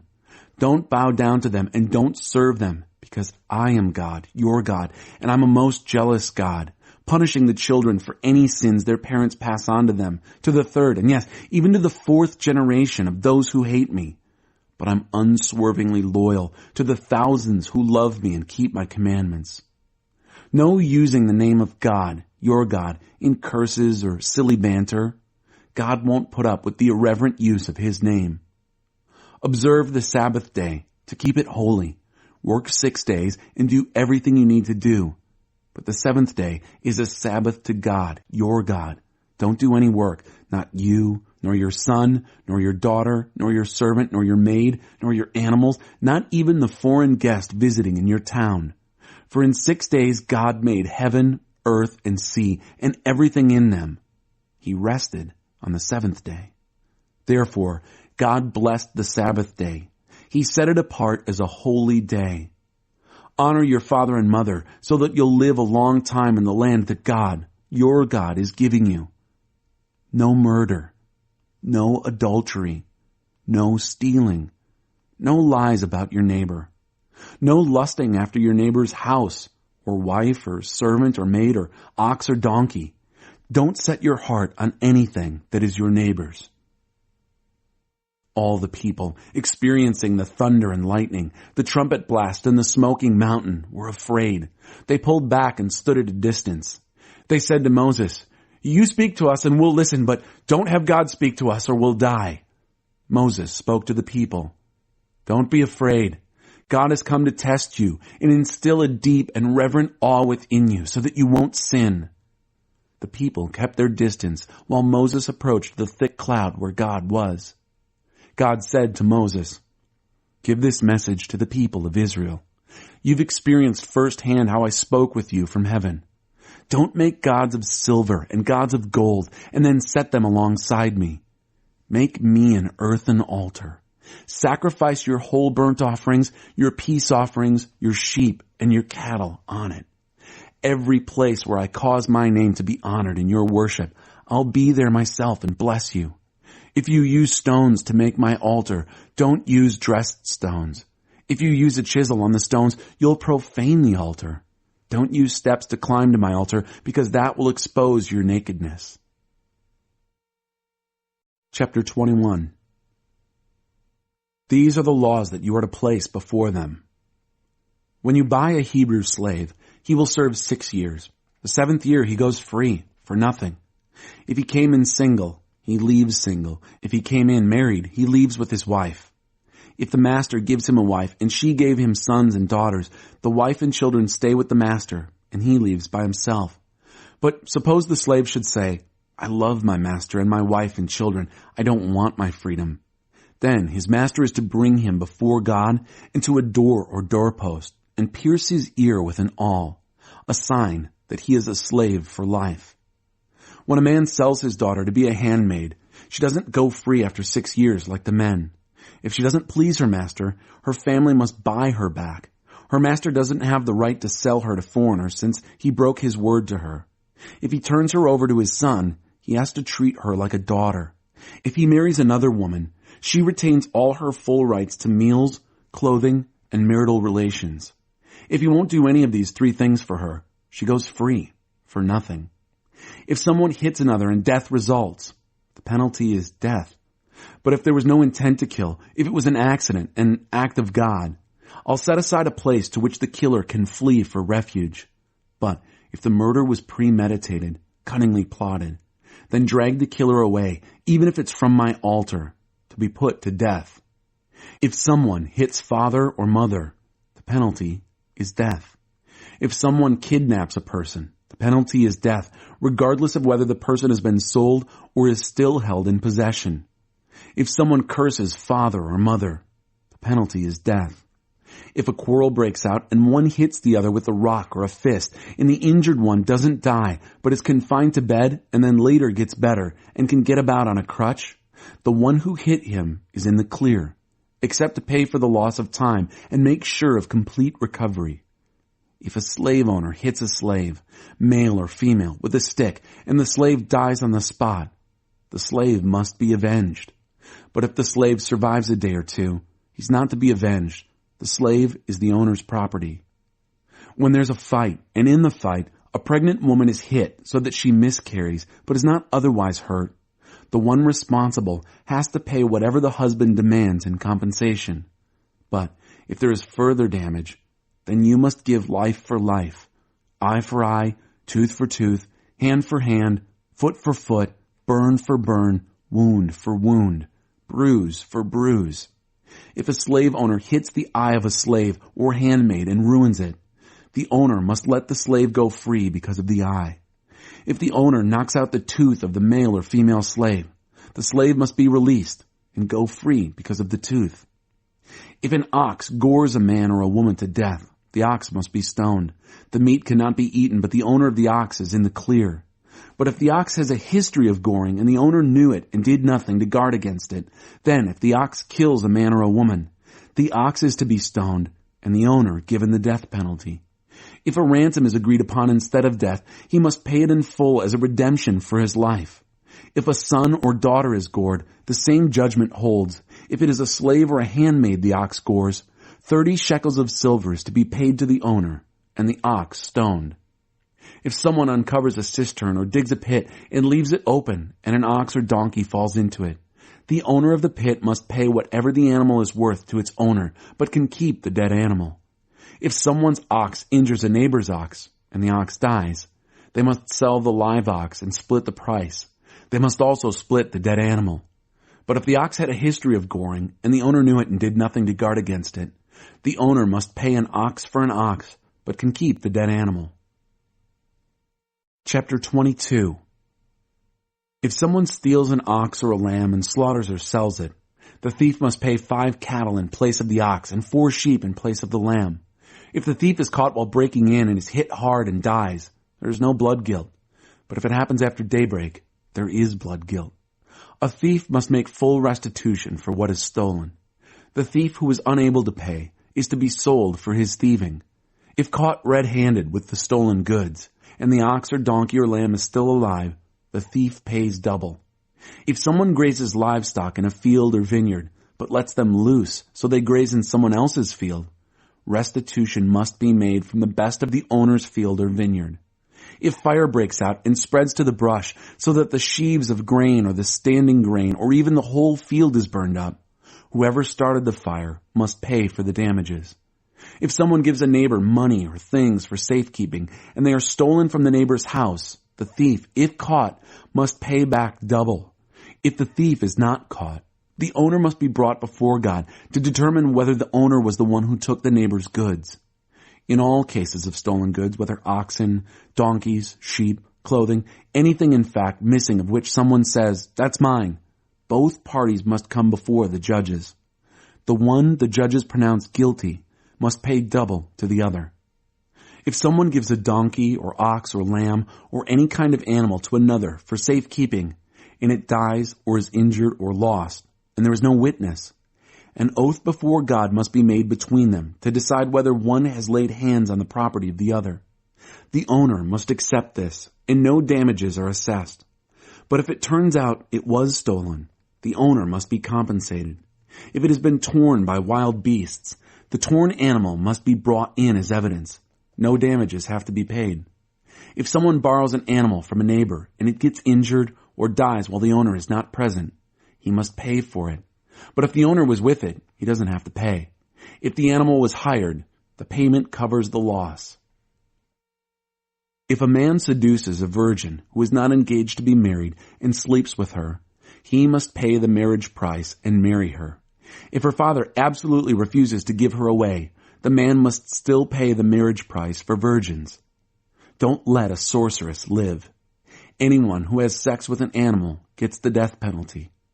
Anyone who sacrifices to a god other than God alone must be put to death. Don't abuse or take advantage of strangers. You, remember, were once strangers in Egypt. Don't mistreat widows or orphans. If you do, and they cry out to me, you can be sure I'll take them most seriously. I'll show my anger and come raging among you with the sword, and your wives will end up widows, and your children orphans. If you lend money to my people, to any of the down and out among you, don't come down hard on them and gouge them with interest. If you take your neighbor's coat as security, give it back before nightfall. It may be your neighbor's only covering. What else does the person have to sleep in? And if I hear the neighbor crying out from the cold, I'll step in. I'm compassionate. Don't curse God, and don't damn your leaders. Don't be stingy as your wine vats fill up. Dedicate your firstborn sons to me. The same with your cattle and sheep. They are to stay for 7 days with their mother. Then give them to me. Be holy for my sake. Don't eat mutilated flesh you find in the fields. Throw it to the dogs. Chapter 23. Don't pass on malicious gossip. Don't link up with a wicked person and give corrupt testimony. Don't go along with the crowd in doing evil, and don't fudge your testimony in a case just to please the crowd. And just because someone is poor, don't show favoritism in a dispute. If you find your enemy's ox or donkey loose, take it back to him. If you see the donkey of someone who hates you lying helpless under its load, don't walk off and leave it. Help it up. When there is a dispute concerning your poor, don't tamper with the justice due them. Stay clear of false accusations. Don't contribute to the death of innocent and good people. I don't let the wicked off the hook. Don't take bribes. Bribes blind perfectly good eyes and twist the speech of good people. Don't take advantage of a stranger. You know what it's like to be a stranger. You were strangers in Egypt. Sow your land for 6 years and gather in its crops. But in the 7th year, leave it alone and give it a rest so that your poor may eat from it. What they leave, let the wildlife have. Do the same with your vineyards and olive groves. Work for 6 days and rest the seventh, so your ox and donkey may rest, and your servant and migrant workers may have time to get their needed rest. Listen carefully to everything I tell you. Don't pay attention to other gods. Don't so much as mention their names. 3 times a year you are to hold a festival for me. Hold the spring festival of unraised bread when you eat unraised bread for 7 days at the time set for the month of Abib, as I commanded you. That was the month you came out of Egypt. No one should show up before me empty-handed. Hold the summer festival of harvest when you bring in the first fruits of all your work in the fields. Hold the autumn festival of ingathering at the end of the season when you bring in the year's crops. 3 times a year, all your males are to appear before the Master, God. Don't offer the blood of a sacrifice to me with anything that has yeast in it. Don't leave the fat from my festival offering out overnight. Bring the choice first produce of the year to the house of your God. Don't boil a kid in its mother's milk. Now, get yourselves ready. I'm sending my angel ahead of you to guard you in your travels, to lead you to the place that I've prepared. Pay close attention to him. Obey him. Don't go against him. He won't put up with your rebellions because he's acting on my authority. But if you obey him and do everything I tell you, I'll be an enemy to your enemies. I'll fight those who fight you. When my angel goes ahead of you and leads you to the land of the Amorites, the Hittites, the Perizzites, the Canaanites, the Hivites, and the Jebusites, I'll clear the country of them. So don't worship or serve their gods. Don't do anything they do, because I'm going to wipe them right off the face of the earth and smash their sacred phallic pillars to bits. But you serve your God, and he'll bless your food and your water. I'll get rid of the sickness among you. There won't be any miscarriages nor barren women in your land. I'll make sure you live full and complete lives. I'll send my terror on ahead of you and throw those people you're approaching into a panic. All you'll see of your enemies is the backs of their necks. And I'll send despair on ahead of you. It will push the Hivites, the Canaanites, and the Hittites out of your way. I won't get rid of them all at once, lest the land grow up in weeds and the wild animals take over. Little by little, I'll get them out of there, while you have a chance to get your crops going and make the land your own. I will make your borders stretch from the Red Sea to the Mediterranean Sea, and from the wilderness to the Euphrates River. I'm turning everyone living in that land over to you. Go ahead and drive them out. Don't make any deals with them or their gods. They are not to stay in the same country with you, lest they get you to sin by worshiping their gods. Beware. That's a huge danger. Chapter 24. He said to Moses, "Climb the mountain to God, you and Aaron, Nadab, Abihu, and 70 of the elders of Israel. They will worship from a distance. Only Moses will approach God. The rest are not to come close, and the people are not to climb the mountain at all." So Moses went to the people and told them everything God had said, all the rules and regulations. They all answered in unison, "Everything God said, we'll do." Then Moses wrote it all down, everything God had said. He got up early the next morning and built an altar at the foot of the mountain, using 12 pillar stones for the 12 tribes of Israel. Then he directed young Israelite men to offer whole burnt offerings and sacrifice peace offerings of bulls. Moses took half the blood and put it in bowls. The other half he threw against the altar. Then he took the book of the covenant and read it as the people listened. They said, "Everything God said, we'll do. Yes, we'll obey." Moses took the rest of the blood and threw it out over the people, saying, "This is the blood of the covenant which God has made with you out of all these words I have spoken." Then they climbed the mountain, Moses and Aaron, Nadab and Abihu, and 70 of the elders of Israel, and saw the God of Israel. He was standing on a pavement of something like sapphires, pure, clear sky blue. He didn't hurt these pillar leaders of the Israelites. They saw God, and they ate and drank. God said to Moses, "Climb higher up the mountain and wait there for me. I'll give you tablets of stone, the teachings and commandments that I've written to instruct them." So Moses got up, accompanied by Joshua his aide, and Moses climbed up the mountain of God. He told the elders of Israel, Wait for us here until we return to you. You have Aaron and Hur with you. If there are any problems, go to them." Then Moses climbed the mountain.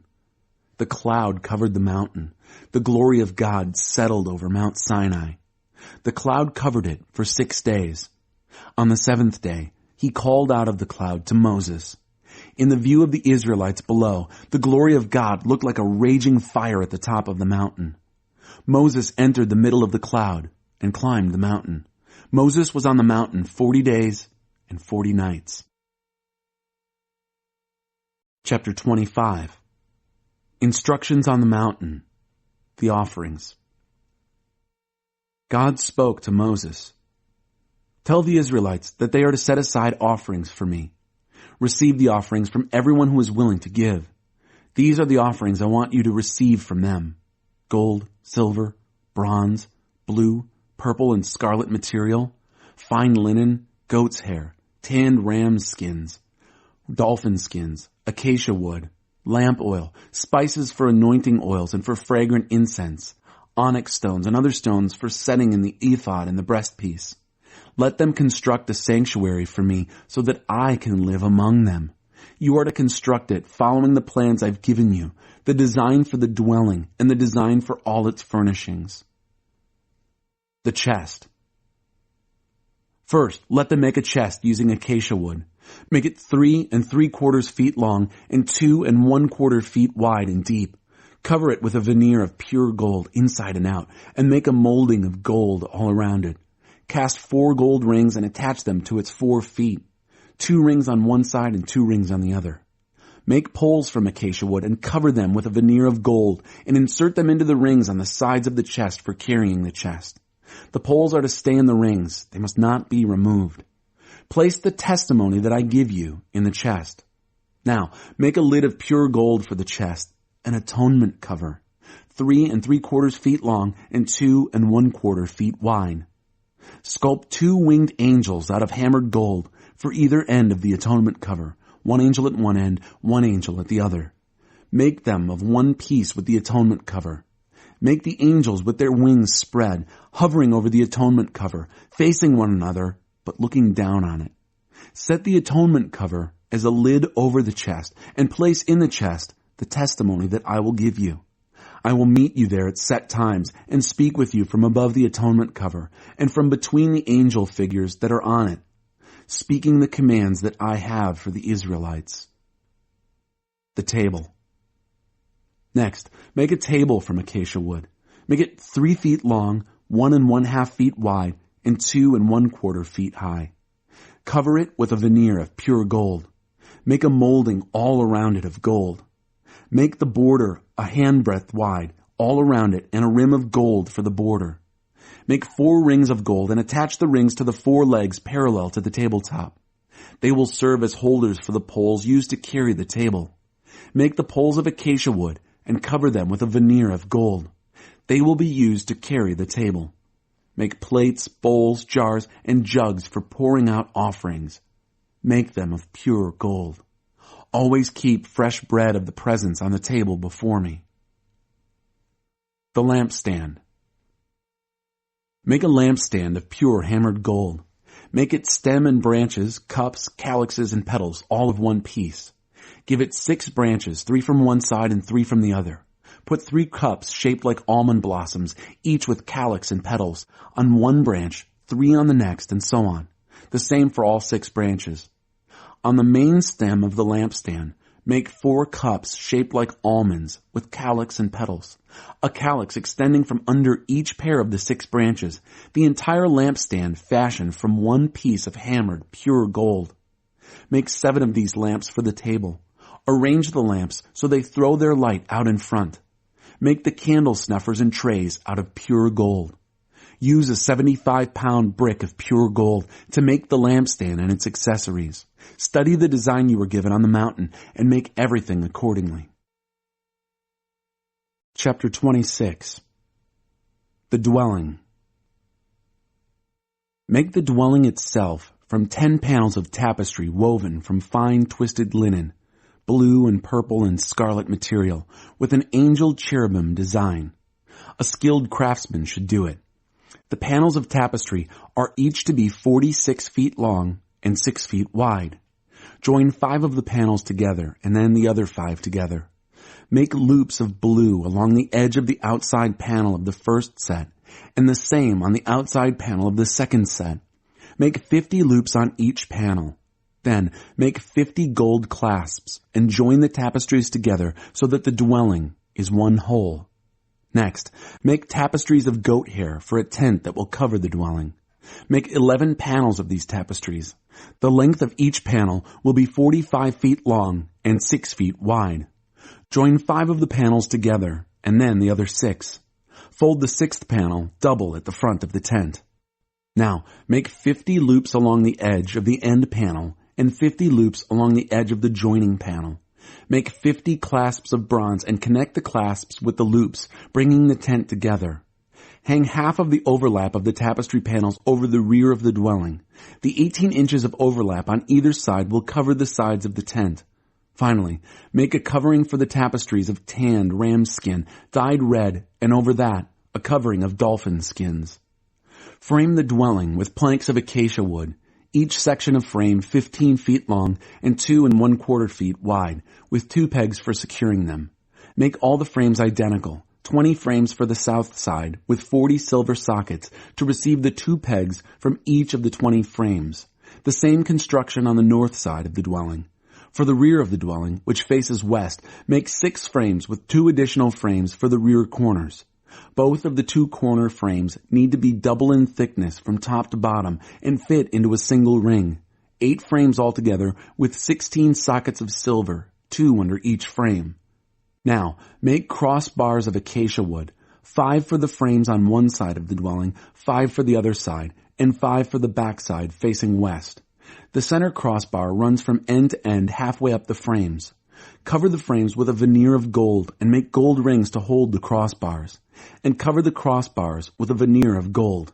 Then, put the dwelling together, following the design you were shown on the mountain. Make a curtain of blue, purple, and scarlet material and fine twisted linen. Have a design of angel cherubim woven into it by a skilled craftsman. Fasten it with gold hooks to 4 posts of acacia wood covered with a veneer of gold, set on 4 silver bases. After hanging the curtain from the clasps, bring the chest of the testimony in behind the curtain. The curtain will separate the holy place from the Holy of Holies. Now, place the atonement cover lid on the chest of the testimony in the Holy of Holies.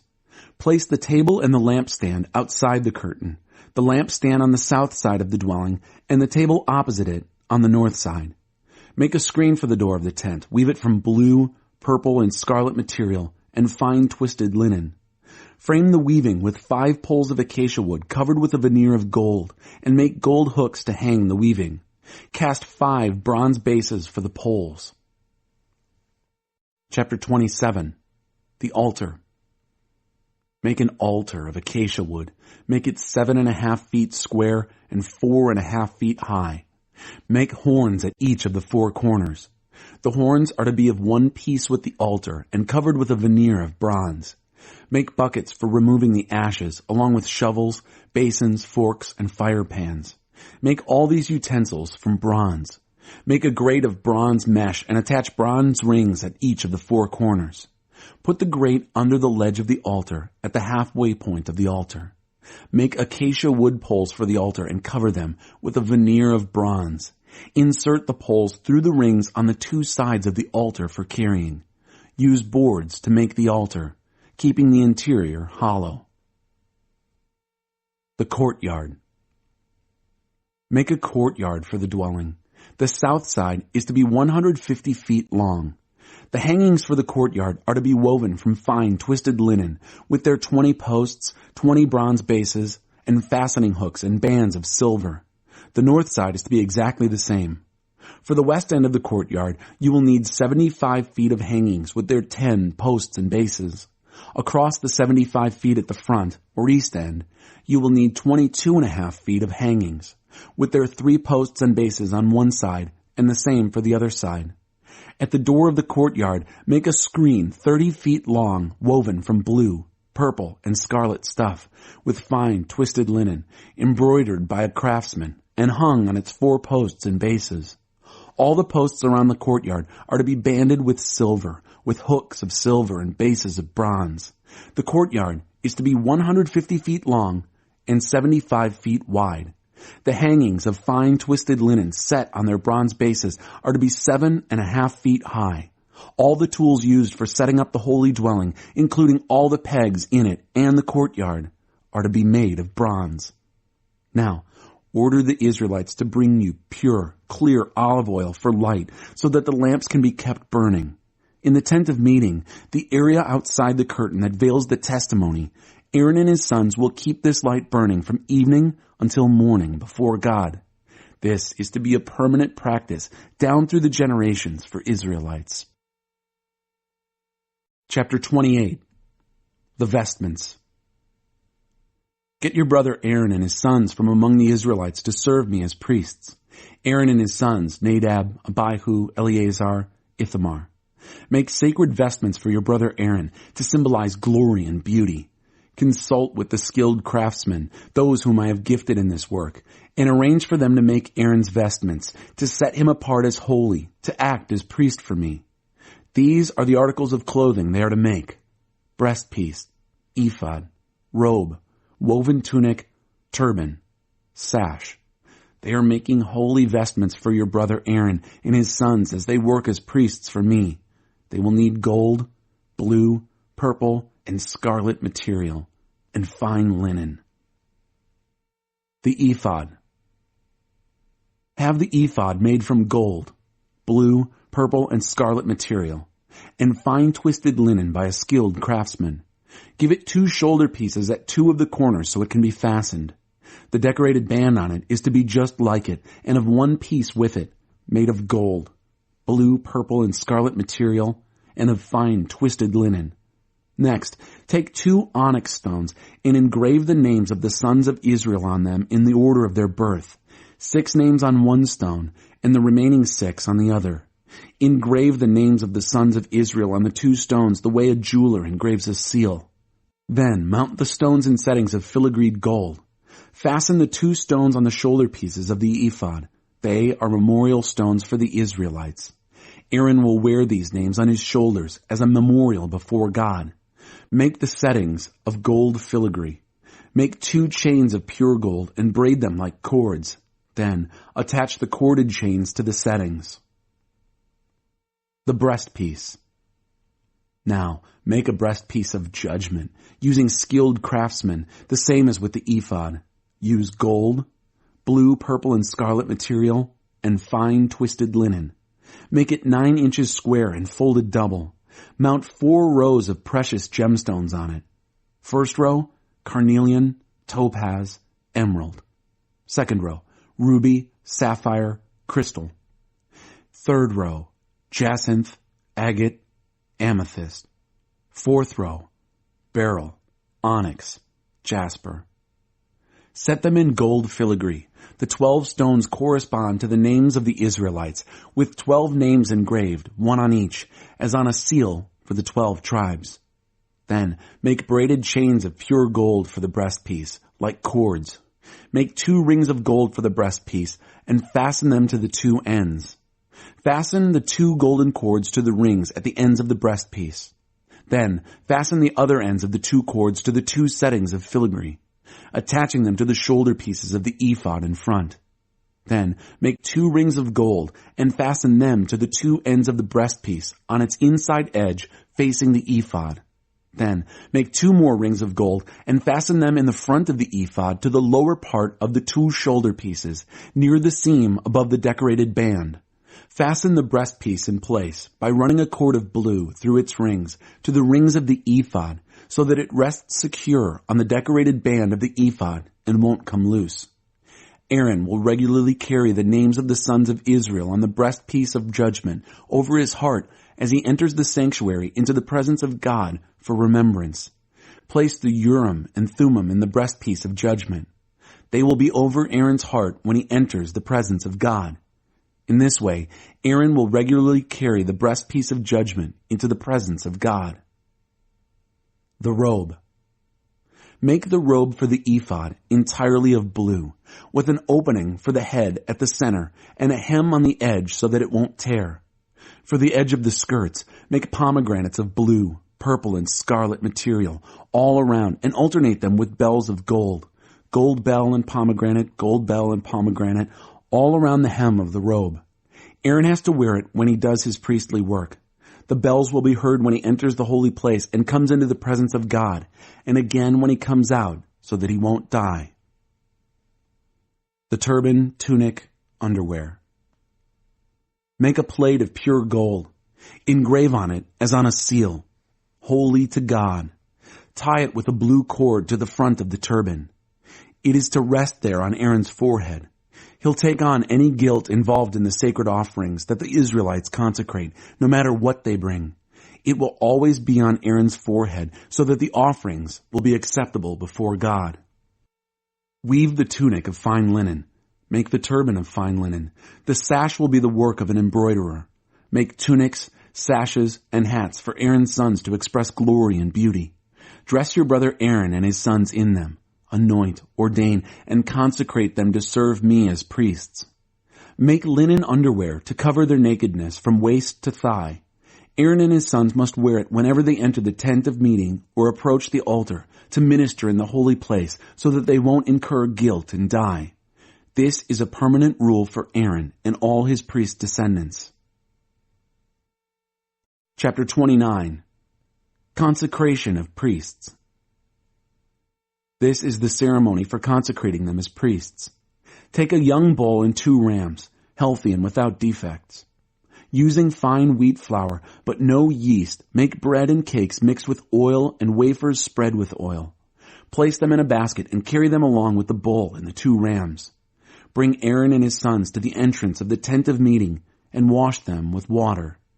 Then take the vestments and dress Aaron in the tunic, the robe of the ephod, and the breastpiece, belting the ephod on him with the embroidered waistband. Set the turban on his head and place the sacred crown on the turban. Then take the anointing oil and pour it on his head, anointing him. Then bring his sons. Put tunics on them and gird them with sashes, both Aaron and his sons, and set hats on them. Their priesthood is upheld by law and is permanent. This is how you will ordain Aaron and his sons. Bring the bull to the tent of meeting. Aaron and his sons will place their hands on the head of the bull. Then you will slaughter the bull in the presence of God at the entrance to the tent of meeting. Take some of the bull's blood and smear it on the horns of the altar with your finger. Pour the rest of the blood on the base of the altar. Next, take all the fat that covers the innards, fat from around the liver and the 2 kidneys, and burn it on the altar. But the flesh of the bull, including its hide and dung, you will burn up outside the camp. It is an absolution offering. Then take one of the rams. Have Aaron and his sons place their hands on the head of the ram. Slaughter the ram and take its blood and throw it against the altar, all around. Cut the ram into pieces. Wash its innards and legs. Then gather the pieces and its head and burn the whole ram on the altar. It is a whole burnt offering to God, a pleasant fragrance, an offering by fire to God. Then take the second ram. Have Aaron and his sons place their hands on the ram's head. Slaughter the ram. Take some of its blood and rub it on Aaron's right earlobe and on the right earlobes of his sons, on the thumbs of their right hands and on the big toes of their right feet. Sprinkle the rest of the blood against all sides of the altar. Then take some of the blood that is on the altar, mix it with some of the anointing oil, and splash it on Aaron and his clothes, and on his sons and their clothes, so that Aaron and his clothes, and his sons' clothes, will be made holy. Take the fat from the ram, the fat tail, the fat that covers the innards, the long lobe of the liver, the 2 kidneys and the fat on them, and the right thigh. This is the ordination ram. Also, take 1 loaf of bread, an oil cake, and a wafer from the bread basket that is in the presence of God. Place all of these in the open hands of Aaron and his sons, who will wave them before God, a wave offering.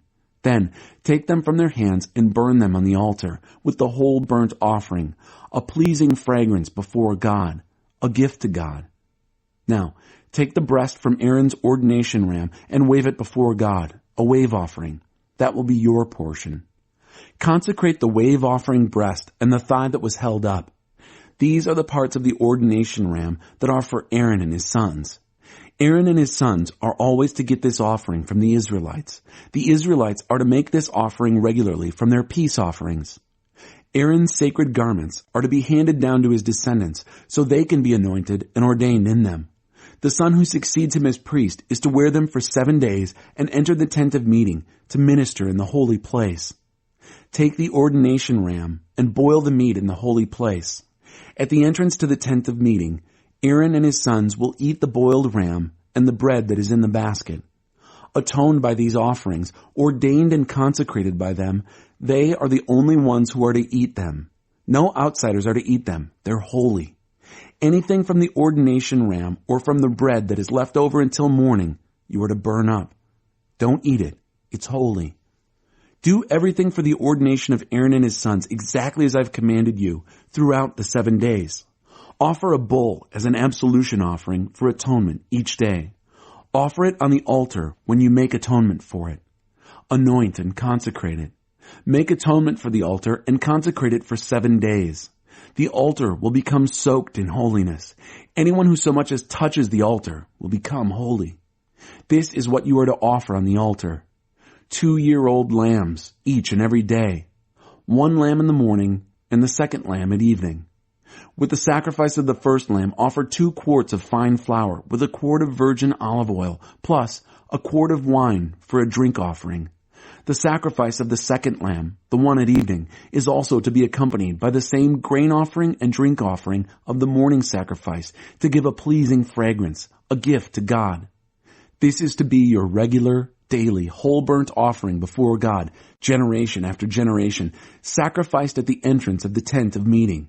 That's where I'll meet you. That's where I'll speak with you. That's where I'll meet the Israelites, at the place made holy by my glory. I'll make the tent of meeting and the altar holy. I'll make Aaron and his sons holy in order to serve me as priests. I'll move in and live with the Israelites. I'll be their God. They'll realize that I am their God who brought them out of the land of Egypt so that I could live with them. I am God, your God. Chapter 30. The altar of incense. Make an altar for burning incense. Construct it from acacia wood, 1 1/2 feet square and 3 feet high, with its horns of 1 piece with it. Cover it with a veneer of pure gold, its top, sides, and horns, and make a gold molding around it with 2 rings of gold beneath the molding. Place the rings on the 2 opposing sides to serve as holders for poles by which it will be carried. Make the poles of acacia wood and cover them with a veneer of gold. Place the altar in front of the curtain that hides the chest of the testimony, in front of the atonement cover that is over the testimony where I will meet you. Aaron will burn fragrant incense on it every morning when he polishes the lamps, and again in the evening as he prepares the lamps for lighting, so that there will always be incense burning before God, generation after generation. But don't burn on this altar any unholy incense or whole burnt offering or grain offering, and don't pour out drink offerings on it. Once a year, Aaron is to purify the altar horns. Using the blood of the absolution offering of atonement, he is to make this atonement every year down through the generations. It is most holy to God. The atonement tax. God spoke to Moses, "When you take a head count of the Israelites to keep track of them, all must pay an atonement tax to God for their life at the time of being registered, so that nothing bad will happen because of the registration. Everyone who gets counted is to give a half shekel, using the standard sanctuary shekel of 1/5 of an ounce to the shekel, a half shekel offering to God. Everyone counted, aged 20 and up, is to make the offering to God. The rich are not to pay more, nor the poor less than the half shekel offering to God, the atonement tax for your lives. Take the atonement tax money from the Israelites and put it to the maintenance of the tent of meeting. It will be a memorial fund for the Israelites in honor of God, making atonement for your lives." The wash basin. God spoke to Moses, "Make a bronze wash basin. Make it with a bronze base. Place it between the tent of meeting and the altar. Put water in it. Aaron and his sons will wash their hands and feet in it. When they enter the tent of meeting or approach the altar to serve there or offer gift offerings to God, they are to wash so they will not die. They are to wash their hands and their feet so they will not die. This is the rule forever for Aaron and his sons down through the generations. Holy anointing oil. God spoke to Moses, "Take the best spices, 12.5 pounds of liquid myrrh, half that much, 6.25 pounds of fragrant cinnamon, 6.25 pounds of fragrant cane, 12.5 pounds of cassia, using the standard sanctuary weight for all of them, and a gallon of olive oil. Make these into a holy anointing oil, a perfumer's skillful blend. Use it to anoint the tent of meeting, the chest of the testimony, the table and all its utensils, the lampstand and its utensils, the altar of incense, the altar of whole burnt offerings and all its utensils, and the wash basin and its base. Consecrate them so they'll be soaked in holiness, so that anyone who so much as touches them will become holy. Then anoint Aaron and his sons. Consecrate them as priests to me. Tell the Israelites, this will be my holy anointing oil throughout your generations. Don't pour it on ordinary men. Don't copy this mixture to use for yourselves. It's holy. Keep it holy. Whoever mixes up anything like it or puts it on an ordinary person will be expelled."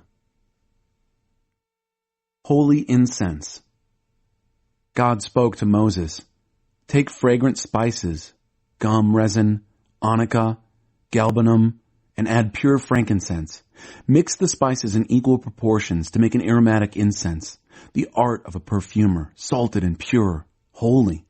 Now, crush some of it into powder and place some of it before the testimony in the tent of meeting where I will meet with you. It will be for you the holiest of holy places. When you make this incense, you are not to copy the mixture for your own use. It's holy to God. Keep it that way. Whoever copies it for personal use will be excommunicated." Chapter 31. Bezalel and Aholiab. God spoke to Moses, "See what I've done? I've personally chosen Bezalel, son of Uri, son of Hur of the tribe of Judah. I've filled him with the Spirit of God, giving him skill and know-how and expertise in every kind of craft, to create designs and work in gold, silver, and bronze, to cut and set gemstones, to carve wood. He's an all-around craftsman. Not only that, but I've given him Aholiab, son of Ahisamach, of the tribe of Dan, to work with him. And to all who have an aptitude for crafts, I've given the skills to make all the things I've commanded you: the tent of meeting, the chest of the testimony and its atonement cover, all the implements for the tent, the table and its implements, the pure lampstand and all its implements, the altar of incense, the altar of whole burnt offering and all its implements, the wash basin and its base, the official vestments, the holy vestments for Aaron the priest and his sons in their priestly duties, the anointing oil and the aromatic incense for the holy place. They'll make everything just the way I've commanded you." Sabbath. God spoke to Moses, "Tell the Israelites, above all, keep my Sabbaths, the sign between me and you, generation after generation, to keep the knowledge alive that I am the God who makes you holy. Keep the Sabbath. It's holy to you. Whoever profanes it will most certainly be put to death. Whoever works on it will be excommunicated from the people. There are 6 days for work, but the 7th day is Sabbath, pure rest, holy to God. Anyone who works on the Sabbath will most certainly be put to death. The Israelites will keep the Sabbath, observe Sabbath keeping down through the generations as a standing covenant. It's a fixed sign between me and the Israelites. Yes, because in 6 days God made the heavens and the earth, and on the 7th day he stopped and took a long, deep breath. When he finished speaking with him on Mount Sinai, he gave Moses 2 tablets of testimony, slabs of stone written with the finger of God." Chapter 32. Make gods for us. When the people realized that Moses was taking forever in coming down off the mountain, they rallied around Aaron and said, "Do something. Make gods for us who will lead us. That Moses, the man who got us out of Egypt, who knows what's happened to him?" So Aaron told them, "Take off the gold rings from the ears of your wives and sons and daughters and bring them to me." They all did it. They removed the gold rings from their ears and brought them to Aaron. He took the gold from their hands and cast it in the form of a calf, shaping it with an engraving tool. The people responded with enthusiasm. "These are your gods, O Israel, who brought you up from Egypt." Aaron, taking in the situation, built an altar before the calf. Aaron then announced, "Tomorrow is a feast day to God." Early the next morning, the people got up and offered whole burnt offerings and brought peace offerings. The people sat down to eat and drink and then began to party.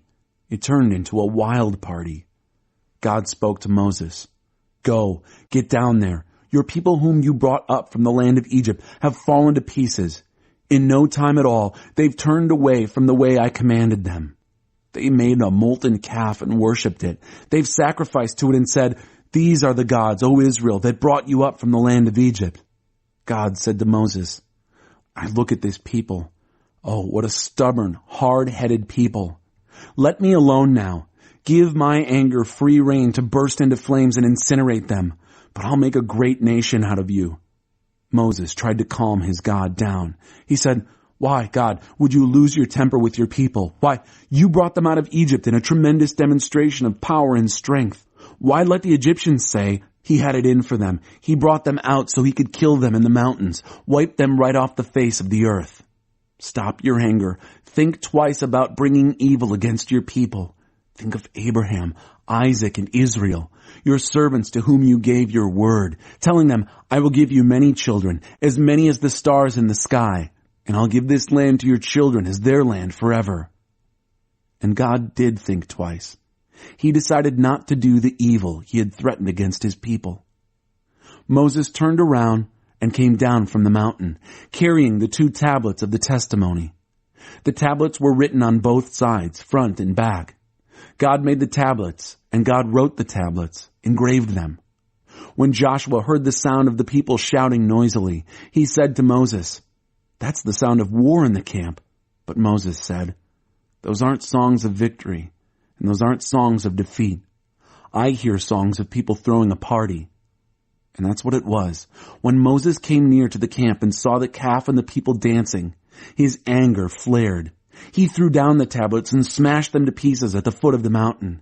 He took the calf that they had made, melted it down with fire, pulverized it to powder, then scattered it on the water and made the Israelites drink it.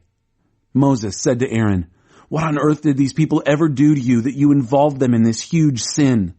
Aaron said, "Master, don't be angry. You know this people and how set on evil they are. They said to me, 'Make us gods who will lead us.' This Moses, the man who brought us out of Egypt, we don't know what's happened to him." So I said, "Who has gold?" And they took off their jewelry and gave it to me. I threw it in the fire, and out came this calf. Moses saw that the people were simply running wild.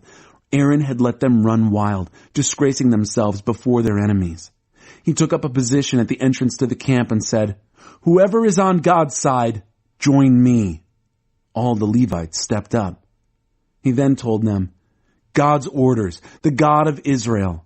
Strap on your swords and go to work. Crisscross the camp from one end to the other. Kill brother, friend, neighbor." The Levites carried out Moses' orders.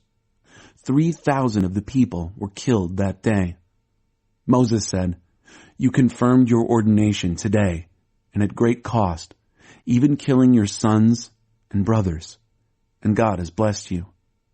The next day Moses addressed the people. "You have sinned an enormous sin, but I'm going to go up to God. Maybe I'll be able to clear you of your sin."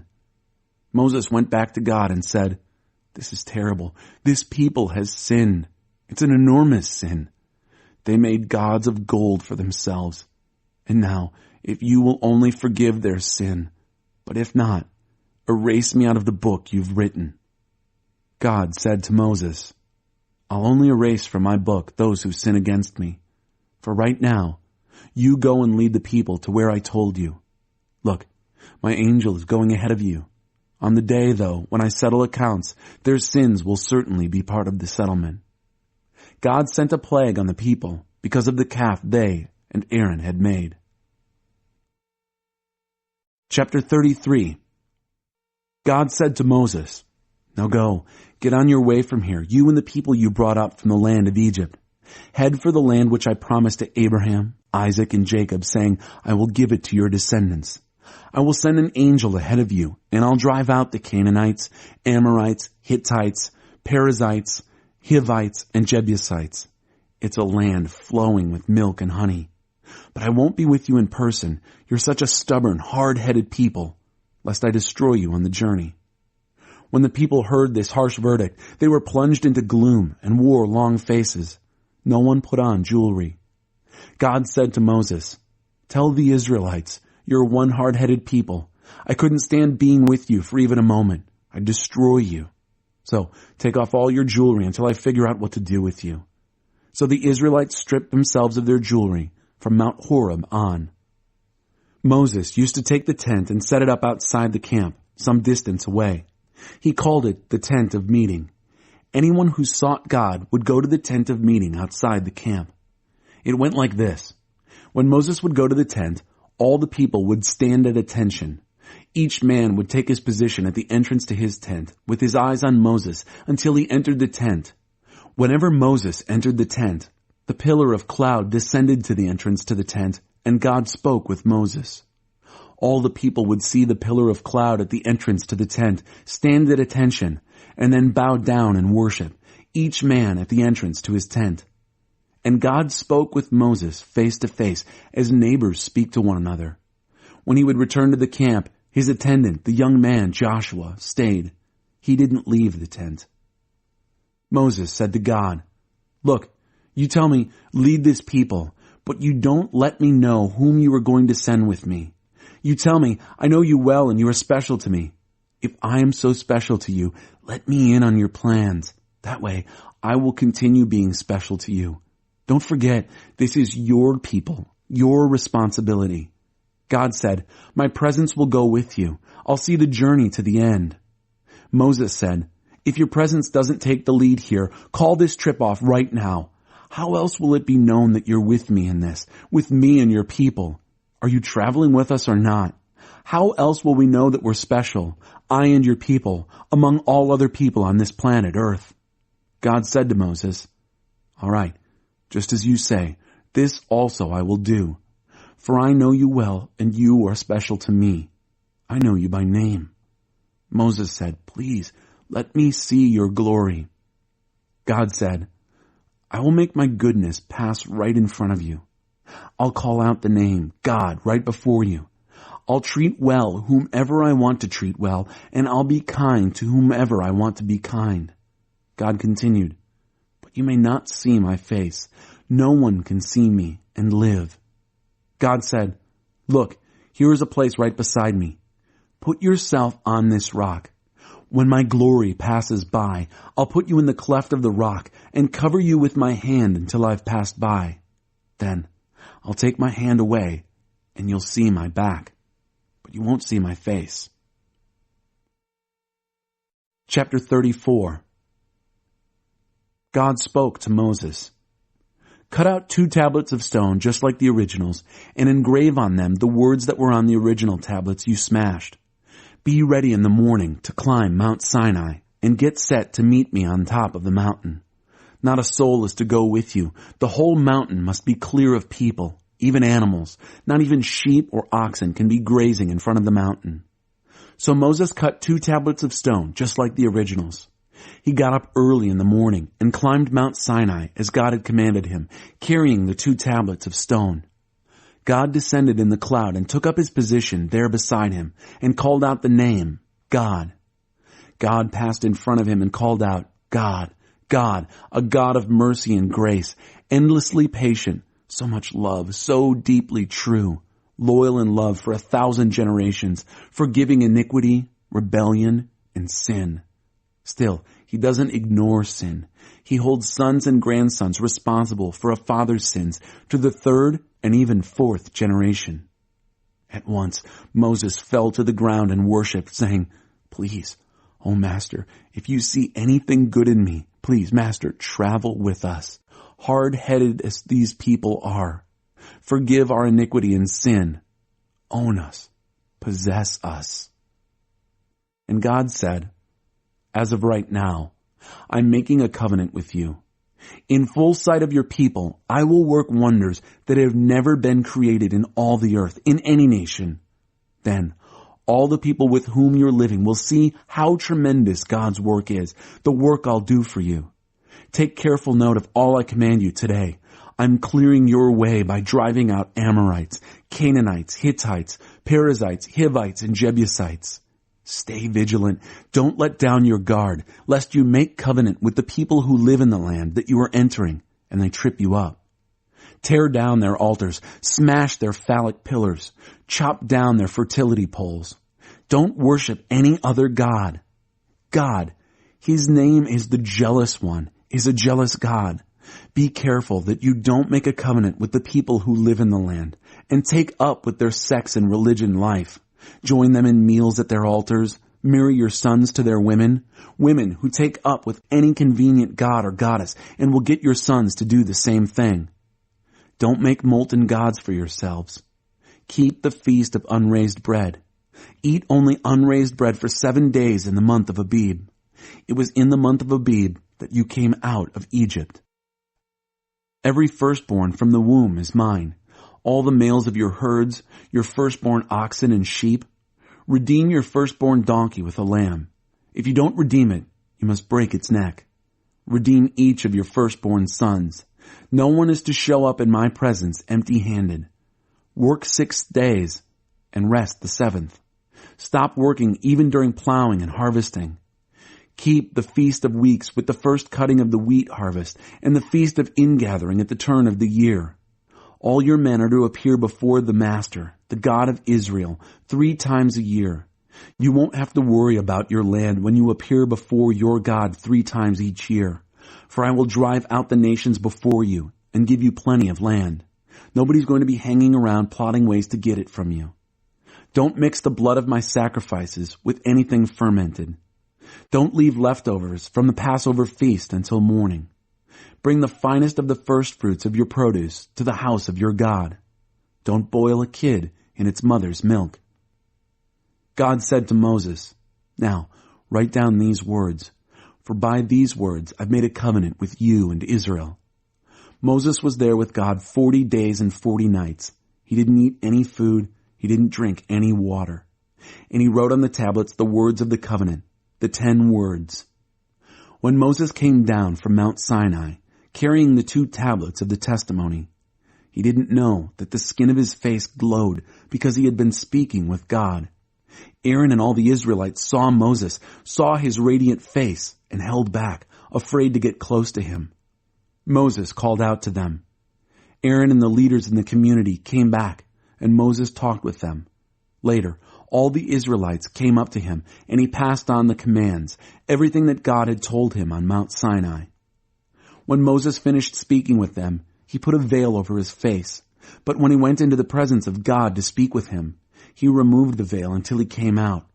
When he came out and told the Israelites what he had been commanded, they would see Moses' face, its skin glowing, and then he would again put the veil on his face until he went back in to speak with God. Chapter 35. Building the Place of Worship. Moses spoke to the entire congregation of Israel, saying, "These are the things that God has commanded you to do. Work 6 days, but the 7th day will be a holy rest day, God's holy rest day. Anyone who works on this day must be put to death. Don't light any fires in your homes on the Sabbath day." The offerings. Moses spoke to the entire congregation of Israel, saying, "This is what God has commanded. Gather from among you an offering for God. Receive on God's behalf what everyone is willing to give as an offering: gold, silver, bronze, blue, purple, and scarlet material, fine linen, goat's hair, tanned ram skins, dolphin skins, acacia wood, lamp oil, spices for anointing oils and for fragrant incense, onyx stones, and other stones for setting in the ephod and the breastpiece. Come, all of you who have skills, come and make everything that God has commanded. The dwelling with its tent and cover, its hooks, frames, crossbars, posts, and bases, the chest with its poles, the atonement cover and veiling curtain, the table with its poles and implements, and the bread of the presence, the lampstand for giving light with its furnishings, and lamps and the oil for lighting, the altar of incense with its poles, the anointing oil, the fragrant incense, the screen for the door at the entrance to the dwelling, the altar of whole burnt offering with its bronze grate and poles and all its implements, the wash basin with its base, the tapestry hangings for the courtyard with the posts and bases, the screen for the courtyard gate, the pegs for the dwelling, the pegs for the courtyard with their cords, the official vestments for ministering in the holy place, the sacred vestments for Aaron the priest, and for his sons serving as priests. So everyone in the community of Israel left the presence of Moses.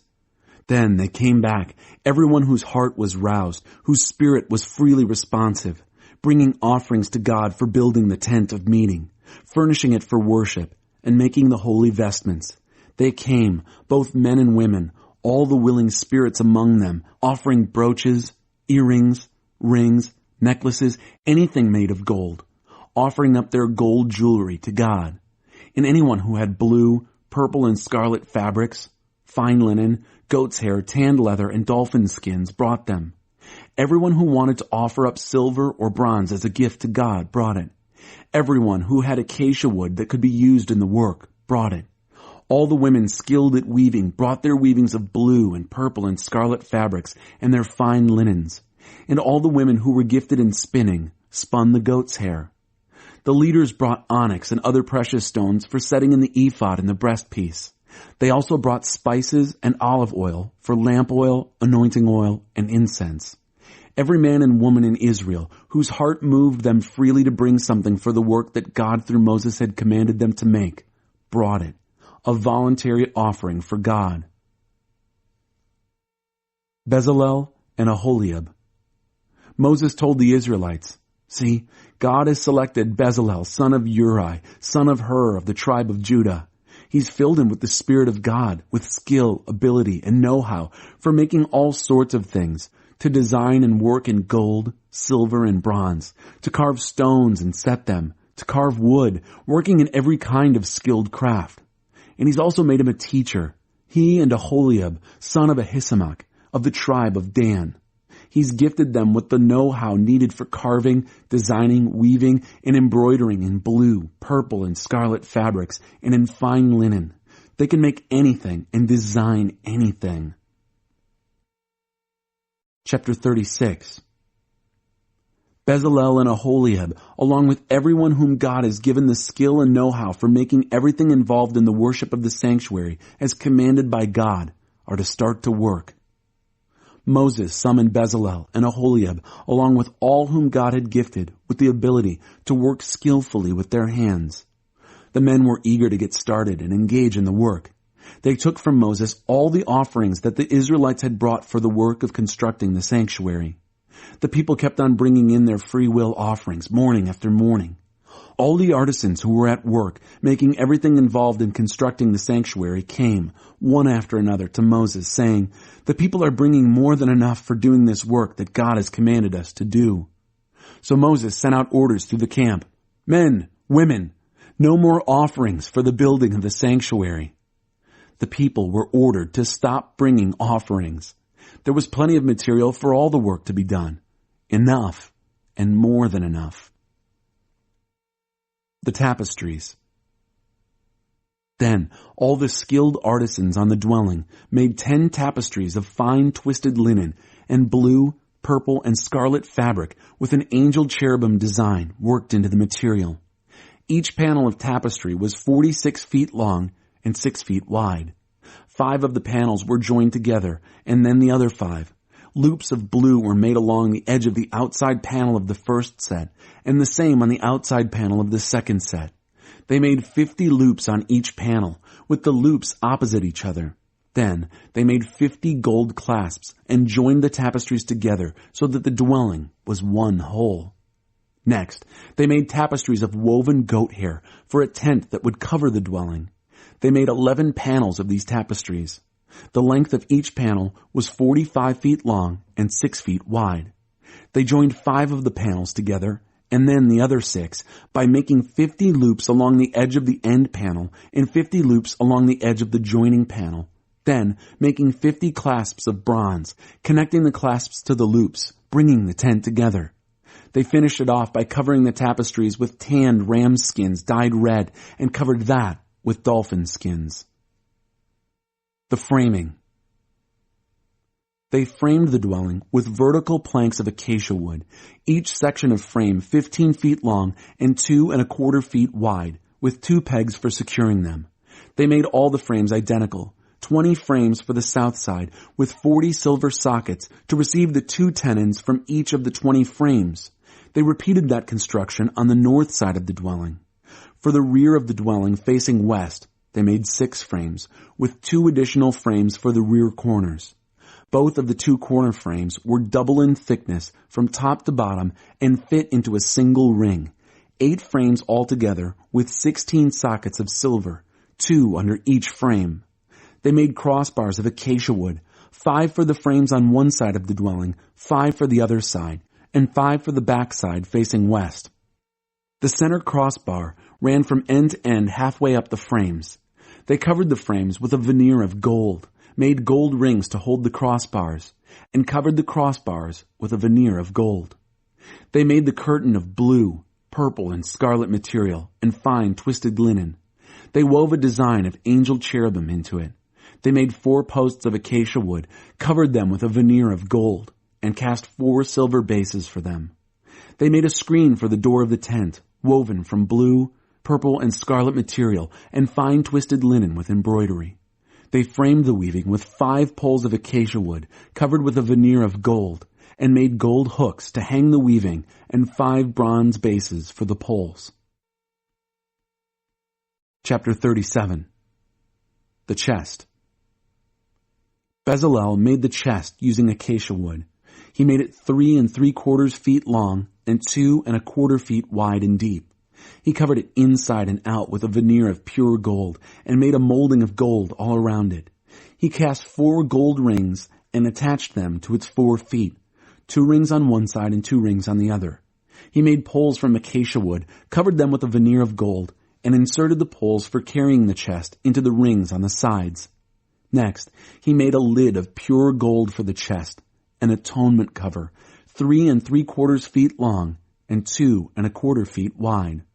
He sculpted 2 winged angel cherubim out of hammered gold for the ends of the atonement cover, 1 angel at one end, 1 angel at the other. He made them of one piece with the atonement cover. The angels had outstretched wings and appeared to hover over the atonement cover, facing one another, but looking down on the atonement cover. The table. He made the table from acacia wood. He made it 3 feet long, 1 1/2 feet wide, and 2 1/4 feet high. He covered it with a veneer of pure gold and made a molding of gold all around it.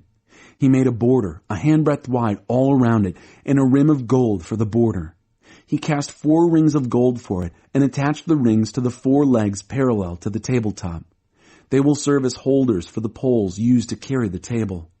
He made the poles of acacia wood and covered them with a veneer of gold. They will be used to carry the table. Out of pure gold he made the utensils for the table, its plates, bowls, jars, and jugs used for pouring. The lampstand. He made a lampstand of pure hammered gold, making its stem and branches, cups, calyxes, and petals all of one piece. It had 6 branches, 3 from one side and 3 from the other. 3 cups shaped like almond blossoms with calyxes and petals on one branch, 3 on the next, and so on. The same for all 6 branches. On the main stem of the lampstand, there were 4 cups shaped like almonds, with calyxes and petals, a calyx extending from under each pair of the 6 branches. The entire lampstand, with its calyxes and stems, was fashioned from one piece of hammered pure gold. He made 7 of these lamps with their candle snuffers, all out of pure gold. He used a 75-pound brick of pure gold to make the lampstand and its accessories. The altar of incense. He made an altar for burning incense from acacia wood. He made it 1.5 feet square and 3 feet high, with its horns of one piece with it. He covered it with a veneer of pure gold, its top, sides, and horns, and made a gold molding around it with 2 rings of gold beneath the molding. He placed the rings on the 2 opposing sides to serve as holders for poles by which it will be carried.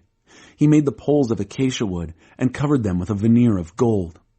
He also prepared with the art of a perfumer the holy anointing oil and the pure aromatic incense. Chapter 38. The altar of whole burnt offering. He made the altar of whole burnt offering from acacia wood. He made it 7.5 feet square and 4.5 feet high. He made horns at each of the 4 corners. The horns were made of one piece with the altar and covered with a veneer of bronze. He made from bronze all the utensils for the altar, the buckets for removing the ashes, shovels, basins, forks, and fire pans. He made a grate of bronze mesh under the ledge halfway up the altar. He cast 4 rings at each of the 4 corners of the bronze grating to hold the poles. He made the poles of acacia wood and covered them with a veneer of bronze. He inserted the poles through the rings on the 2 sides of the altar for carrying it. The altar was made out of boards. It was hollow. The wash basin. He made the bronze wash basin and its bronze stand from the mirrors of the women's work group who were assigned to serve at the entrance to the tent of meeting. The courtyard. And he made the courtyard. On the south side, the hangings for the courtyard, woven from fine twisted linen, were 150 feet long, with their 20 posts and 20 bronze bases, and fastening hooks and bands of silver. The north side was exactly the same. The west end of the courtyard had 75 feet of hangings, with 10 posts and bases, and fastening hooks and bands of silver. Across the 75 feet at the front, or east end, were 22.5 feet of hangings, with their 3 posts and bases on one side, and the same for the other side. All the hangings around the courtyard were of fine, twisted linen. The bases for the posts were bronze, and the fastening hooks and bands on the posts were of silver. The posts of the courtyard were both capped and banded with silver. The screen at the door of the courtyard was embroidered in blue, purple, and scarlet fabric with fine, twisted linen. It was 30 feet long and 7.5 feet high, matching the hangings of the courtyard. There were 4 posts with bases of bronze and fastening hooks of silver. They were capped and banded in silver. All the pegs for the dwelling and the courtyard were made of bronze. This is an inventory of the dwelling that housed the testimony drawn up by order of Moses for the work of the Levites under Ithamar, son of Aaron the priest. Bezalel, the son of Uri, son of Hur, of the tribe of Judah, made everything that God had commanded Moses. Working with Bezalel was Aholiab, the son of Ahisamach, of the tribe of Dan, an artisan, designer, and embroiderer in blue, purple, and scarlet fabrics and fine linen. Gold. The total amount of gold used in construction of the sanctuary, all of it contributed freely, weighed out at 1,900 pounds, according to the sanctuary standard. Silver. The silver from those in the community who were registered in the census came to 6,437 pounds, according to the sanctuary standard. That amounted to a beka, or half shekel, for every registered person aged 20 and over, a total of 603,550 men. They used the 3 1/4 tons of silver to cast the bases for the sanctuary and for the hangings, 100 bases at 64 pounds each. They used the remaining 37 pounds to make the connecting hooks on the posts and the caps and bands for the posts. Bronze. The bronze that was brought in weighed 4,522 pounds.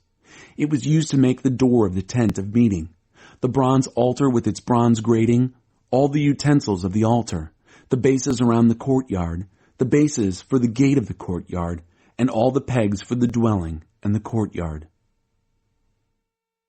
Chapter 39. Vestments. Using the blue, purple, and scarlet fabrics, they made the woven vestments for ministering in the sanctuary. Also, they made the sacred vestments for Aaron, as God had commanded Moses. Ephod. They made the ephod using gold and blue, purple, and scarlet fabrics and finely twisted linen. They hammered out gold leaf and sliced it into threads that were then worked into designs in the blue, purple, and scarlet fabric and fine linen. They made shoulder pieces fastened at the two ends. The decorated band was made of the same material, gold, blue, purple, and scarlet material, and of fine, twisted linen, and of one piece with it, just as God had commanded Moses. They mounted the onyx stones in a setting of filigreed gold and engraved the names of the sons of Israel on them. Then fastened them on the shoulder pieces of the ephod as memorial stones for the Israelites, just as God had commanded Moses. Breastpiece. They made a breastpiece designed like the ephod from gold, blue, purple, and scarlet material and fine twisted linen.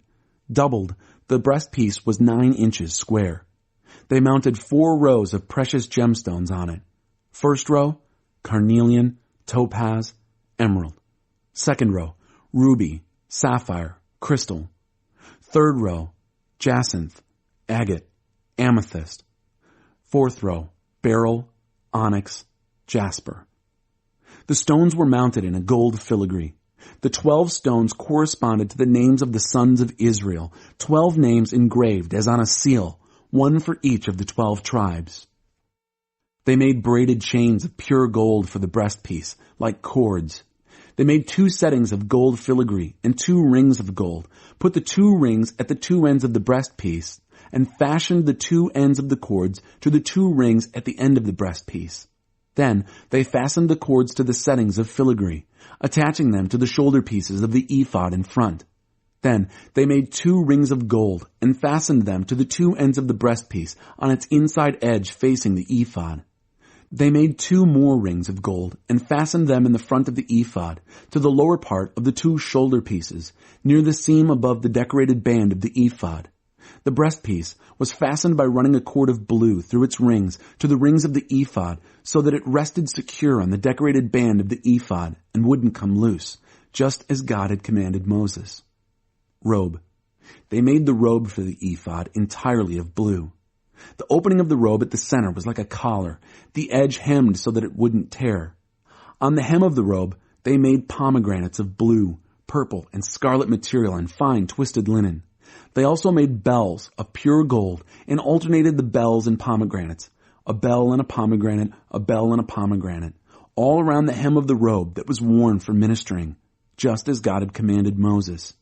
They also made the tunics of fine linen, the work of a weaver, for Aaron and his sons, the turban of fine linen, the linen hats, the linen underwear made of fine twisted linen, and sashes of fine twisted linen, blue, purple, and scarlet material, and embroidered, just as God had commanded Moses. They made the plate, the sacred crown, of pure gold, and engraved on it, as on a seal, "Holy to God." They attached a blue cord to it and fastened it to the turban, just as God had commanded Moses. That completed the work of the dwelling, the tent of meeting. The people of Israel did what God had commanded Moses. They did it all. They presented the dwelling to Moses, the tent and all its furnishings, fastening hooks, frames, crossbars, posts, bases, tenting of tanned ram skins, tenting of dolphin skins, veil of the screen, chest of the testimony with its poles and atonement cover, table with its utensils and the bread of the presence, lampstand of pure gold, and its lamps all fitted out, and all its utensils, and the oil for the light, gold altar, anointing oil, fragrant incense, screen for the entrance to the tent, bronze altar with its bronze grate, its poles and all its utensils, wash basin and its base, hangings for the courtyard, its posts and bases, screen for the gate of the courtyard, its cords and its pegs, utensils for ministry in the dwelling, the tent of meeting, woven vestments for ministering in the sanctuary, sacred vestments for Aaron the priest and his sons when serving as priests. The Israelites completed all the work, just as God had commanded. Moses saw that they had done all the work and done it exactly as God had commanded. Moses blessed them. Chapter 40. Moses finished the work. God spoke to Moses. On the first day of the first month, set up the dwelling, the tent of meeting. Place the chest of the testimony in it, and screen the chest with the curtain. Bring in the table and set it, arranging its lampstand and lamps. Place the gold altar of incense before the chest of the testimony, and hang the curtain at the door of the dwelling. Place the altar of whole burnt offering at the door of the dwelling, the tent of meeting. Place the wash basin between the tent of meeting and the altar, and fill it with water. Set up the courtyard on all sides, and hang the curtain at the entrance to the courtyard. Then take the anointing oil and anoint the dwelling and everything in it. Consecrate it and all its furnishings so that it becomes holy. Anoint the altar of whole burnt offering and all its utensils, consecrating the altar so that it is completely holy. Anoint the wash basin and its base. Consecrate it. Finally, bring Aaron and his sons to the entrance of the tent of meeting and wash them with water. Dress Aaron in the sacred vestments. Anoint him. Consecrate him to serve me as priest. Bring his sons and put tunics on them. Anoint them just as you anointed their father to serve me as priests. Their anointing will bring them into a perpetual priesthood down through the generations. Moses did everything God commanded. He did it all. On the first day of the first month of the second year, the dwelling was set up. Moses set it up. He laid its bases, erected the frames, placed the crossbars, set the posts, spread the tent over the dwelling, and put the covering over the tent, just as God had commanded Moses. He placed the testimony in the chest, inserted the poles for carrying the chest, and placed the lid, the atonement cover, on it. He brought the chest into the dwelling and set up the curtain, screening off the chest of the testimony, just as God had commanded Moses. He placed the table in the tent of meeting on the north side of the dwelling, outside the curtain, and arranged the bread there before God, just as God had commanded him. He placed the lampstand in the tent of meeting, opposite the table on the south side of the dwelling, and set up the lamps before God, just as God had commanded him. Moses placed the gold altar in the tent of meeting in front of the curtain and burned fragrant incense on it, just as God had commanded him. He placed the screen at the entrance to the dwelling. He set the altar of whole burnt offering at the door of the dwelling, the tent of meeting, and offered up the whole burnt offerings and the grain offerings, just as God had commanded Moses. He placed the wash basin between the tent of meeting and the altar, and filled it with water for washing. Moses and Aaron and his sons washed their hands and feet there. When they entered the tent of meeting and when they served at the altar, they washed, just as God had commanded Moses. Finally, he erected the courtyard all around the dwelling and the altar, and put up the screen for the courtyard entrance. Moses finished the work. The cloud covered the tent of meeting, and the glory of God filled the dwelling.